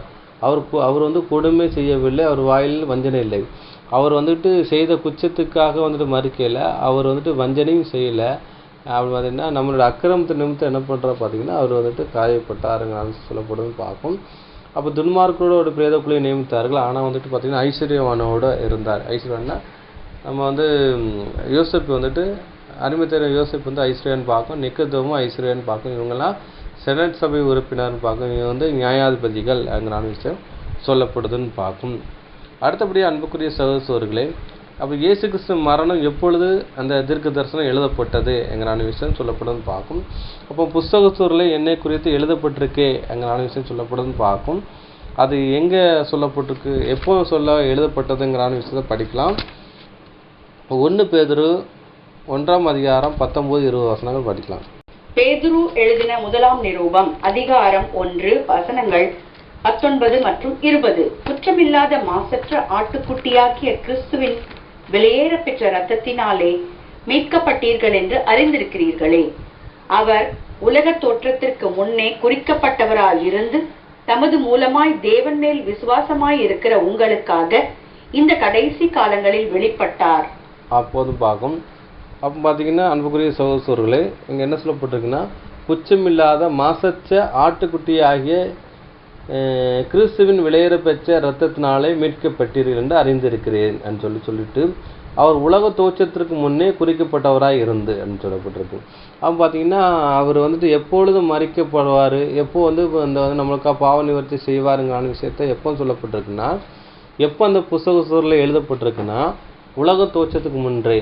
அப்போ இந்த உலகத்தை தேவன் படைக்க போகிறார். ஆதாமுங்கிற மனுஷன் பாவத்தில் விழுவான். அந்த பாவத்துக்கு பரிகாரமாக இங்கே இயேசு கிறிஸ்து ஒருவர் தன்னுடைய குமாரனை அங்கே பலி செலுத்தவேங்கிறான விஷயத்தை முதல்ல நினைச்சிடாரு எழுதியிருக்கான்னு பார்க்கணும். அப்போ என்னென்னலாம் நடக்கும், என்னென்னலாம் இந்த சூழ்நிலை இருக்குங்கிறதான விஷயத்தை ஏற்கனவே ஒரு புஸ்தகத்தில் எழுதியிருக்கு. அந்த பிரகாரமே நினைச்சது இந்த உலகத்தில் உள்ள எல்லா நிகழ்வுமே நடக்குன்னு பார்க்கும். நம்மளை முதற்கொண்டு நம்ம எப்போ பிறப்போம் முதற்கொண்டுமே அந்த எழுதப்பட்டிருக்குன்னு பார்க்கணும். அப்போ இயேசு கிறிஸ்து அடிக்கப்படுற விஷயம் எப்படின்னா, உலக தோற்றத்துக்கு முன்பே இங்கே அடிக்கப்பட்டது அங்கே அனுமதி சொல்லப்படுதுன்னு பார்க்கும். அடுத்தபடி அன்புக்குரிய சகோதரர்களே, அதே வசனத்தை இன்னொரு படிக்கலாம் பார்க்கும். வெளிப்படுத்துதல் 13ஆம் அதிகாரம் 8ஆம் வசனம் படிக்கலாம். வெளிப்படுத்தின விசேஷம் அதிகாரம் 13 வசனம் 8. உலக தோற்ற முதல் அடிக்கப்பட்ட ஆட்டுக்குட்டியினுடைய ஜீவ புஸ்தகத்தில் பேர் எழுதப்பட்டிராத பூமியின் குடிகள் யாவும் அதை வணங்குவார்கள். அப்போதும் பார்க்கும். உலக தோற்றத்து முதல் அடிக்கப்பட்ட ஆட்டுக்குட்டியோட ஜீவ புஸ்தகத்தில் எழுதப்படாதவர்கள். அப்போ பார்த்தீங்கன்னா உலக தோற்றத்து முன்ன என்னச்சுன்னா பார்த்தீங்கன்னா இயேசு கிறிஸ்து அடிக்கப்படுறதுன்னு சொல்லி எழுதப்பட்டிருக்குன்னு பார்க்கும். அதே மாதிரி பார்த்தீங்கன்னா அன்னைக்கு ஜீவ புஸ்தகம் எழுதப்பட்டிருக்கு. நம்மளை கூட உலக தோற்றத்துக்கு முன்னே முன்குறித்திருக்கான்றது. அப்போ நம்ம பரலோக ராஜ்யத்துக்கு வருங்கிற விஷயத்தை அப்பவுமே முன்குறித்திருக்கிறான்னு பார்க்கும். இந்த சம்பவங்கள் நம்ம வர்றது எல்லாமே எதர்ச்சியாக நடக்கலை. அதாவது தேவனுடைய தீர்மானத்தின்படி அழைக்கப்பட்ட சகலமும் நன்மைக்கு எதுவாக அங்கே சொல்லி முடிக்கப்பட்டிருக்கு, அங்கே எழுதப்பட்டு இருக்கிறது என்கிற விஷயம் சொல்லப்படுதுன்னு பார்க்கலாம். அப்போ இயேசு கிறிஸ்து அடிக்கப்படுறது உலகம் தோற்றத்துக்கு முன்னாலே அங்கே புஸ்தக சூழலில் எழுதப்பட்டது. அந்த தீர்க்க தரிசனம் அவருடைய வாழ்க்கையில் அங்கே சம்பவித்தது என்கிற சொல்லப்படுதுன்னு பார்க்கும். அடுத்தபடி அன்புக்குரிய சகோதரர்களே, இயேசு கிறிஸ்துக்கு நடந்த சம்பவத்தை அநேக எல்லாம் படித்தோம் பார்த்தீங்கன்னா சங்கீத புஸ்தகத்தை தான் படிச்சிருக்கோன்னு பார்க்கும். அப்போ சங்கீத புஸ்தகத்தில் படித்தது பார்த்தீங்கன்னா அங்கே சங்கீதத்தில் சொல்லப்பட்டிருக்கு. அப்போ அங்கே சங்கீதத்தில் சொல்லப்பட்டதுன்னா அப்போ தாவீதுக்கு தானே சம்பவிச்சது, இயேசு கிறிஸ்துவுக்கு எப்படி கம்பேர் பண்ணலாம்னு சொல்லி சிலவங்க கேட்பான்னு பார்க்கும். அவன் பார்த்தீங்கன்னா அன்புக்குரிய சகோதரர்களே, அங்கே சங்கீதத்தில் தாவீதுக்கு சிலுவையில் அறையப்பட்டாங்களா, கைகளையும் கால்களையும் ஆணி அறையப்பட்டார்களா, இல்லத்துக்கு தாவீதுக்கு கசப்பான தண்ணீரை கொடுத்தார்களா, அதுக்கப்புறம் அவர்கள் தாவீதை கசையால் அடித்தார்களா, அப்படி நிறைய கேள்வி நம்ம அடுக்கிக்கொண்டே போகலான்னு பார்க்கணும். அப்போ தாவீதை இயேசு பிதாவை தேவனை நோக்கி என் தேவனை ஏன் என்னை கைவிட்டீர் அப்படின்னு சொன்னாரா, இல்லைன்னா அவருடைய வஸ்திரங்களை யாராட்டும் பங்கிட்டார்களா அப்படின்னு சொல்லி பல கேள்விகள் அடுக்கிக்கிட்டே போயிடலாம். சிலர் சொல்லுவாங்க, இது நீங்கள் ஒரு வசனம் அங்கே இருக்குது, அதை கோடிட்டு காட்டுறதுக்காக நீங்கள் அங்கெல்லாம் நீங்கள் காட்டுறீங்க, அது தாவீதுக்கு தானே சம்பவிச்சுன்னு சொல்லியிருப்பாங்க. ஆனால் அந்த குச்சம் கண்டுபிடிக்கிறவங்க இப்படி சொல்லுவாங்க. ஆனால் அப்படி சொல்ல முடியாது. ஏன்னா அந்த சம்பவம் தாவீதுக்கு வாழ்க்கையில் அங்கே சம்பவிக்கவே இல்லை. அப்போ ஏன் தாவீது அப்படி சொன்னார் அப்படின்னு ஒரு கேள்வி கூட வரலான்னு பார்க்கணும். ஏன் சொன்னார்னா, அங்கே தாவீதின் வம்ச வழியில் யார் வரணும்னு பார்த்தீங்கன்னா மாடவராக இயேசு கிறிஸ்து வரன்னு பார்க்கும். இயேசுனுடைய வளர்ப்பு தகப்பனாகிய யோசேப்பும் அவருடைய வம்சத்தில் தான் வராரு. அதே மாதிரி மரியாள் இருக்காங்களே, அவங்களும் யார் வம்சத்தில் வரான்னு பார்த்தீங்கன்னா தாவீது வம்சத்தில் தான் அங்கே வரான்னு பார்க்கும். இதுதான் சொல்லப்படுதுன்னு பார்க்கும். அப்போ பார்த்தீங்கன்னா தாவீதுடைய குமாரன், அதாவது பார்த்தீங்கன்னா சாலோமோனுடைய வம்ச வழியில் யோசேப்பு வரான்னு பார்க்கும். அதே மாதிரி பார்த்தீங்கன்னா தாவீதுடைய வம்சத்தில் நாத்தான்வேடைய சந்ததியில் யார் வரான்னு பார்த்தீங்கன்னா இங்கே மரியாள் வராங்கன்னு பார்க்கும். மரியாள் பார்த்தீங்கன்னா அவருடைய மரியாளுடைய அவங்க சரீரத்தில் இருந்தால் ஒரு சரீரத்தை இவங்களுக்கு வந்து உண்டு பண்ணி கொடுக்காரு. யாருன்னா நம்ம ஆண்டவராய் இயேசு கிறிஸ்துவுக்கு சரீரத்தை உண்டு பண்ணி கொடுக்காருன்னு பார்க்கும். அப்போ பார்த்தீங்கன்னா அவருடைய சரிதான். ஏன்னா அவங்கள வந்துட்டு என்ன பண்ணுறா பார்த்தீங்கன்னா பரிசுத்த ஆவி மூலமாக அது மனிதனுடைய அந்த விந்தணுவில் இல்லாமல் அங்கே அவங்களுடைய அந்த அந்த வித்துல இருந்து அங்கே பிறக்கிற விஷயம்னு பார்க்கும். அப்போ பார்த்தீங்கன்னா இங்கே வந்துக்கிட்டு தாவீது பேசுகிறாங்கன்னா தாவீது வந்துட்டு அடிபட்ட மாதிரி இங்கே பேசுகிற மாதிரி இருக்கும். அடிபட்டது அவங்க சிலையில் அறிஞ்ச மாதிரி இருக்குன்னு பார்க்கும். இது எதன் அடிப்படையில் சொல்லப்படுதுன்னா தாவீது அறையில் வந்துட்டு பிறவாத ஒரு அணுவாக அங்கே இருக்கிறான்னு பார்க்கும். அதை தான் இங்கே சொல்லப்படுதுன்னு பார்க்கும். அதை தான் இங்கே சொல்லப்படும். அப்போ அதனால் தாவீது பேசுகிறது தாவீது வந்துட்டு சங்கீதத்தில் எழுதுகிற விஷயம் என்னென்னா தாவீது அறையில் யார் இருக்கான்னா ஆண்டவராகிய இயேசு கிறிஸ்து இருக்கிறான்னு பார்க்கும். அதை தான் அங்கே சொல்லப்படுதுன்னு பார்க்கும். அதை தான் இங்கே எப்படி நம்ம படிக்கலாம் மேற்கொள்ளி காட்டலாம் பார்த்தீங்கன்னா எபிரியர் 7ஆம் அதிகாரம் அதுக்கப்புறம் பார்த்தீங்கன்னா 9ஆம் வசனத்தில் சொல்லப்பட்டிருக்கு. அன்றி மெல்கிசேதேக்கு ஆபிரகாமுக்கு எதிர்கொண்டு போன போது லேவி தனது தகப்பன் அறையிலே இருந்தபடினால் தசமபாவம் வாங்கிற அவனுக்கு ஆபிரகாம் மூலமாக தசமபாவம் கொடுத்தான் என்று சொல்லலாமே அங்கே அனுஷம் சொல்லப்படுதுன்னு பார்க்கும். அப்போ வந்துட்டு அங்கே வந்துட்டு என்னென்னா ஆபிரகாம் வந்துக்கிட்டு மெல்கிசேதேக்கு வந்துக்கிட்டு என்ன பண்ணுறா பார்த்தீங்கன்னா அங்கே வந்து தசமபாவம் கொடுக்குறான்னு பார்க்கும். அதை வந்துட்டு பார்த்தீங்கன்னா லேவி வந்துக்கிட்டு யாருன்னா ஆபிரகாமுடைய பேர பிள்ளைகள்னு பார்க்கும். அங்கே வந்துட்டு அவர் பெறவே இல்லை. அவங்க லேவிகள் தான் பின்னாடி வந்துக்கிட்டு ஆசாரி மொழியும் செய்கிறாங்க. லேவியர்கள் வந்துட்டு என்ன பண்ணுறாங்கன்னா தசமபாகம் நினைச்சுறாங்க இஸ்ரேல் ஜனங்கள்ட்ட வந்து வாங்குறான்னு பார்க்கும். ஆனால் வந்து இங்கே வந்து கொடுக்குற விஷயத்தை அங்கே சொல்லப்படுது பார்க்கும். ஆபிரகாம் கொடுத்தது வந்து லேவியே வந்துக்கிட்டு பார்த்தீங்கன்னா வாங்குற லேவியே இங்கே வந்துட்டு மெல்கிசேதேக்கு வந்துட்டு தசமம் கொடுத்தானுங்கிற விஷயம் சொல்லப்படுதுன்னு பார்க்கும். அப்போ வந்துட்டு ஆபிரகாம் அறையில் யார் வர்றான்னு பார்த்தீங்கன்னா இந்த இஸ்ரவேல் சந்ததிகளே வருதுன்னு பார்க்கும். அதே மாதிரி இங்கே வந்துட்டு தாவீதுடைய அறையில் யார் வரான்னு பார்த்தீங்கன்னா நம்ம ஆண்டவராகிய இயேசு கிறிஸ்து இந்த வம்சவரியில் வரான்னு பார்க்கும். தாவீது அறைங்கிறவர் பார்த்தீங்கன்னா தாவீதுன்னு அறையில் தான் யார் வரான்னு பார்த்தீங்கன்னா மரியாள் வராங்க. அந்த மரியாளுடைய வயிற்றில் தான் யார் பார்த்தா இயேசு கிறிஸ்து பிறக்கிறான்னு பார்க்கும். அந்த ஜெனரேட்டிவ் பிறவாருன்னு பார்க்கும். அதன் அடிப்படையில் என்ன பண்ணுறா பார்த்தீங்கன்னா அந்த அறையில் இருந்தபடினால இவங்க என்ன பண்ணுறா பார்த்தீங்கன்னா அவர் அங்கலாய்ப்பாக அங்கே பேசுகிற விதமாக இருக்குன்னு பார்க்கும். இங்கே தாவீது தாவீது அறையில் இருக்கிற அந்த சரீரம் இயேசு கிறிஸ்து பிதாவை நோக்கி ஒரு விண்ணப்பம் பண்ணுதுன்னு பார்க்கும். ஏன்னா அந்த சரீரத்தில் தான் அங்கே வேதனையும் அங்கே இது நடக்குதுன்னு பார்க்கும். பூமியில் சரீரத்தில் தான் ஒரு வேதனை ஒரு விஷயம் நடக்கும் பார்க்கும். அந்த சரீரம் தான் அங்கே அந்த விஷயத்த ஒரு முறையிடுதுன்னு பார்க்கும். அதை தான் அங்கே தீர்க்க தரிசனமாக அங்கே உரைக்கப்பட்டது அங்கே நிறைவேறிச்சுன்னு பார்க்கும். இதுதான் ஒரு விஷயம் சொல்லப்படுறதும் பார்க்கும். இதுதான் நம்ம ஆண்டவராகிய இயேசு கிறிஸ்துவ அவருடைய வாழ்வில் நடந்த தீர்க்க தரிசனம் அங்கிறான விஷயம் சொல்லப்படுதுன்னு பார்க்கும். அப்போ அது இன்றைக்கி என்ன பாடம் பார்த்து முடிச்சோம் பார்த்தீங்கன்னா இயேசு கிறிஸ்துவனுடைய மரணத்தின் நிகழ்ந்த தீர்க்க தரிசனம் சொல்லி 2ஆம் பாகம் பார்த்தோம். அதில் என்ன பார்த்தோன்னு பார்த்தீங்கன்னா இயேசு கிறிஸ்துவை வந்து சிலுவையில் அறையுதல் அடுங்கான விஷயம் படித்தோம். அது வந்து மத்திய 27ஆம் அதிகாரம் 26, 31, 35, 38 வசனங்களும் படித்தோம். அதோடைய காரியம் எங்கே தீர்க்க தரிசனமாக உரைக்கப்பட்டதுன்னா சங்கீதம் 22ஆம் அதிகாரம் 14, 15, 16, 17, 18 வசனங்கள் அங்கே சொல்லப்பட்டிருக்குன்னு பார்க்கும். அதுக்கப்புறம் பார்த்தீங்கன்னா இயேசு கிறிஸ்து வந்துக்கிட்டு சிலுவையில் அறைஞ்சிருக்கும் பட்சத்தில் தாகமாக இருக்கிறேன் சொல்லி கேட்கும் பட்சத்தில் அவங்களுக்கு காடியை கொடுத்தார்கள்னு சொல்லப்பட்டிருக்கு. அதாவது யோவான் 19ஆம் அதிகாரம் 28, 29 வசனங்களே இருக்குன்னு பார்க்கும். இந்த தீர்க்க தரிசனம் எங்கே உரைக்கப்பட்டிருக்குன்னு பார்த்தீங்கன்னா சங்கீதம் 69, 21 அங்கே உரைக்கப்பட்டிருக்குன்னு பார்க்கும். அடுத்தபடியாக அன்புக்குரிய சகோதரர்களே இயேசுவை பிரதான ஆசிரியர்களும் வேதபாரர்களும் மூப்பர்களும் பரியாசம் பண்ணினார்கள்னு சொல்லப்பட்டிருக்கு. அது எங்கே வாசித்தோம் பார்த்தீங்கன்னா மத்தேயு 27ஆம் அதிகாரம் 39, 40, 41, 42, 43 அதிகாரத்தில் படித்தோன்னு பார்க்கும். அந்த தீர்க்க தரிசனம் எங்கே சொல்லப்பட்டிருக்குன்னு பார்த்தீங்கன்னா சங்கீதம் 22, 6, 7, 8 சொல்லப்பட்டிருக்குன்னு சொல்லி படித்து வாசித்தோன்னு பார்க்கும். அதுக்கப்புறம் பார்த்தீங்கன்னா இயேசு கிறிஸ்துவின் குமரல் சத்தம் அங்கலாய்ப்பு அப்படின்னு பார்க்கும். சிலுவையில் அங்கலாய்க்கிற விஷயம் பார்க்கும். அது எங்கே படித்தோன்னா மத்திய 27ஆம் அதிகாரம் 46, 48, 49 வசனங்களும் படித்தோம். அந்த தீர்க்க தரிசனம் எங்கே உரைக்கப்பட்டதுன்னு பார்த்தீங்கன்னா சங்கீதம் 69ஆம் அதிகாரம் 17 முதல் 21 வசனங்கள், அதுக்கப்புறம் 26, 27, 28 வசனங்கள் அதில் படித்தோன்னு பார்க்கும். அதுக்கப்புறம் பார்த்தீங்கன்னா ஆலயத்தின் திரைச்சிலை கிழிக்கப்பட்டது அங்கிறான விஷயம் சொல்லப்படுது பார்க்கும். அதனால் அந்த ஆலயத்தின் திரைச்சிலை கிழிக்கப்பட்டதுன்னா ஆசாரித்துவத்துக்கு அந்த முச்சிகை என்கிற விஷயம் சொல்லப்படுதுன்னு பார்க்கும். அது எங்கே வாசித்தோம்னு பார்த்தீங்கன்னா மத்தேயு 27ஆம் அதிகாரம் 51ஆம் வசனங்கள் படித்தோம். அந்த தீர்க்க தரிசனம் எங்கே உரைக்கப்பட்டதுன்னா தானியேல் 9:27 உரைக்கப்பட்டதுன்னு பார்க்கும். அந்த உடன்படிக்கைக்குரிய காரியங்கள் அங்கன்னு சொல்லி தானியேலில் படித்தோம். அங்கே வந்துட்டு அப்போஸ்தலன் பவுல் வந்துட்டு எபிரேயர் 10ஆம் அதிகாரம் 14, 16, 17, 18 மேற்கொள்ளு கட்டினான்னு பார்க்கும். அதை கூட பார்த்து முடிச்சோன்னு பார்க்கும். அதுக்கப்புறம் பார்த்தீங்கன்னா இயேசு கிறிஸ்துவின் உறவினர்களும் அவர் செய்கிறவர்களும் தூரத்திலிருந்து பார்த்தார்கள்னு பார்க்கும். அந்த இயேசு கிறிஸ்து நடந்த அது அவருடைய மரணத்தை தருவாய் நடந்த சம்பவங்கள் தூரத்திலேருந்து பார்த்தாங்க பார்க்கும். அவங்களால எந்த உதவி செய்ய முடியலன்னு பார்க்கும்.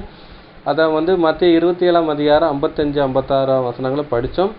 அந்த காரியம் வந்துட்டு அந்த தீர்க்க தரிசனமாக எங்கே உரைக்கப்பட்டுருச்சுன்னு பார்த்தீங்கன்னா சங்கீதம் 38ஆம் சங்கீதம் 6 முதல் 12ஆம் வசனங்களை படித்தோம் பார்த்தோம்.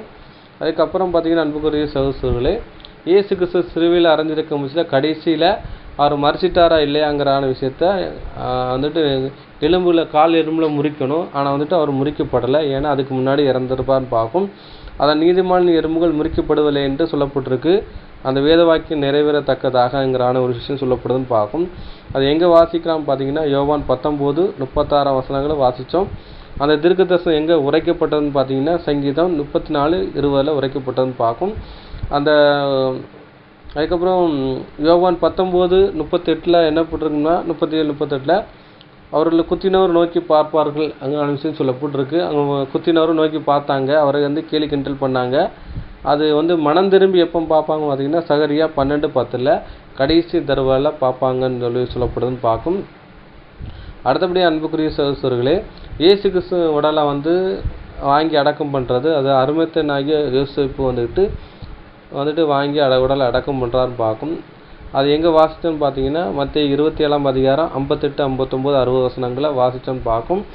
அந்த தீர்க்க தரிசனம் எங்கே உரைக்கப்பட்டோன்னு பார்த்தீங்கன்னா ஏசாயா 53:9 அந்த அரைமேத்தியனாகிய யோசேப்பை ஐஸ்வர்யவான்கிறான விஷயத்தை அங்கே அட்ரஸ் பண்ணது பார்க்கும். உண்மையில் அவர் ஒரு ஐஸ்வர்யன் தான் பார்க்கும்.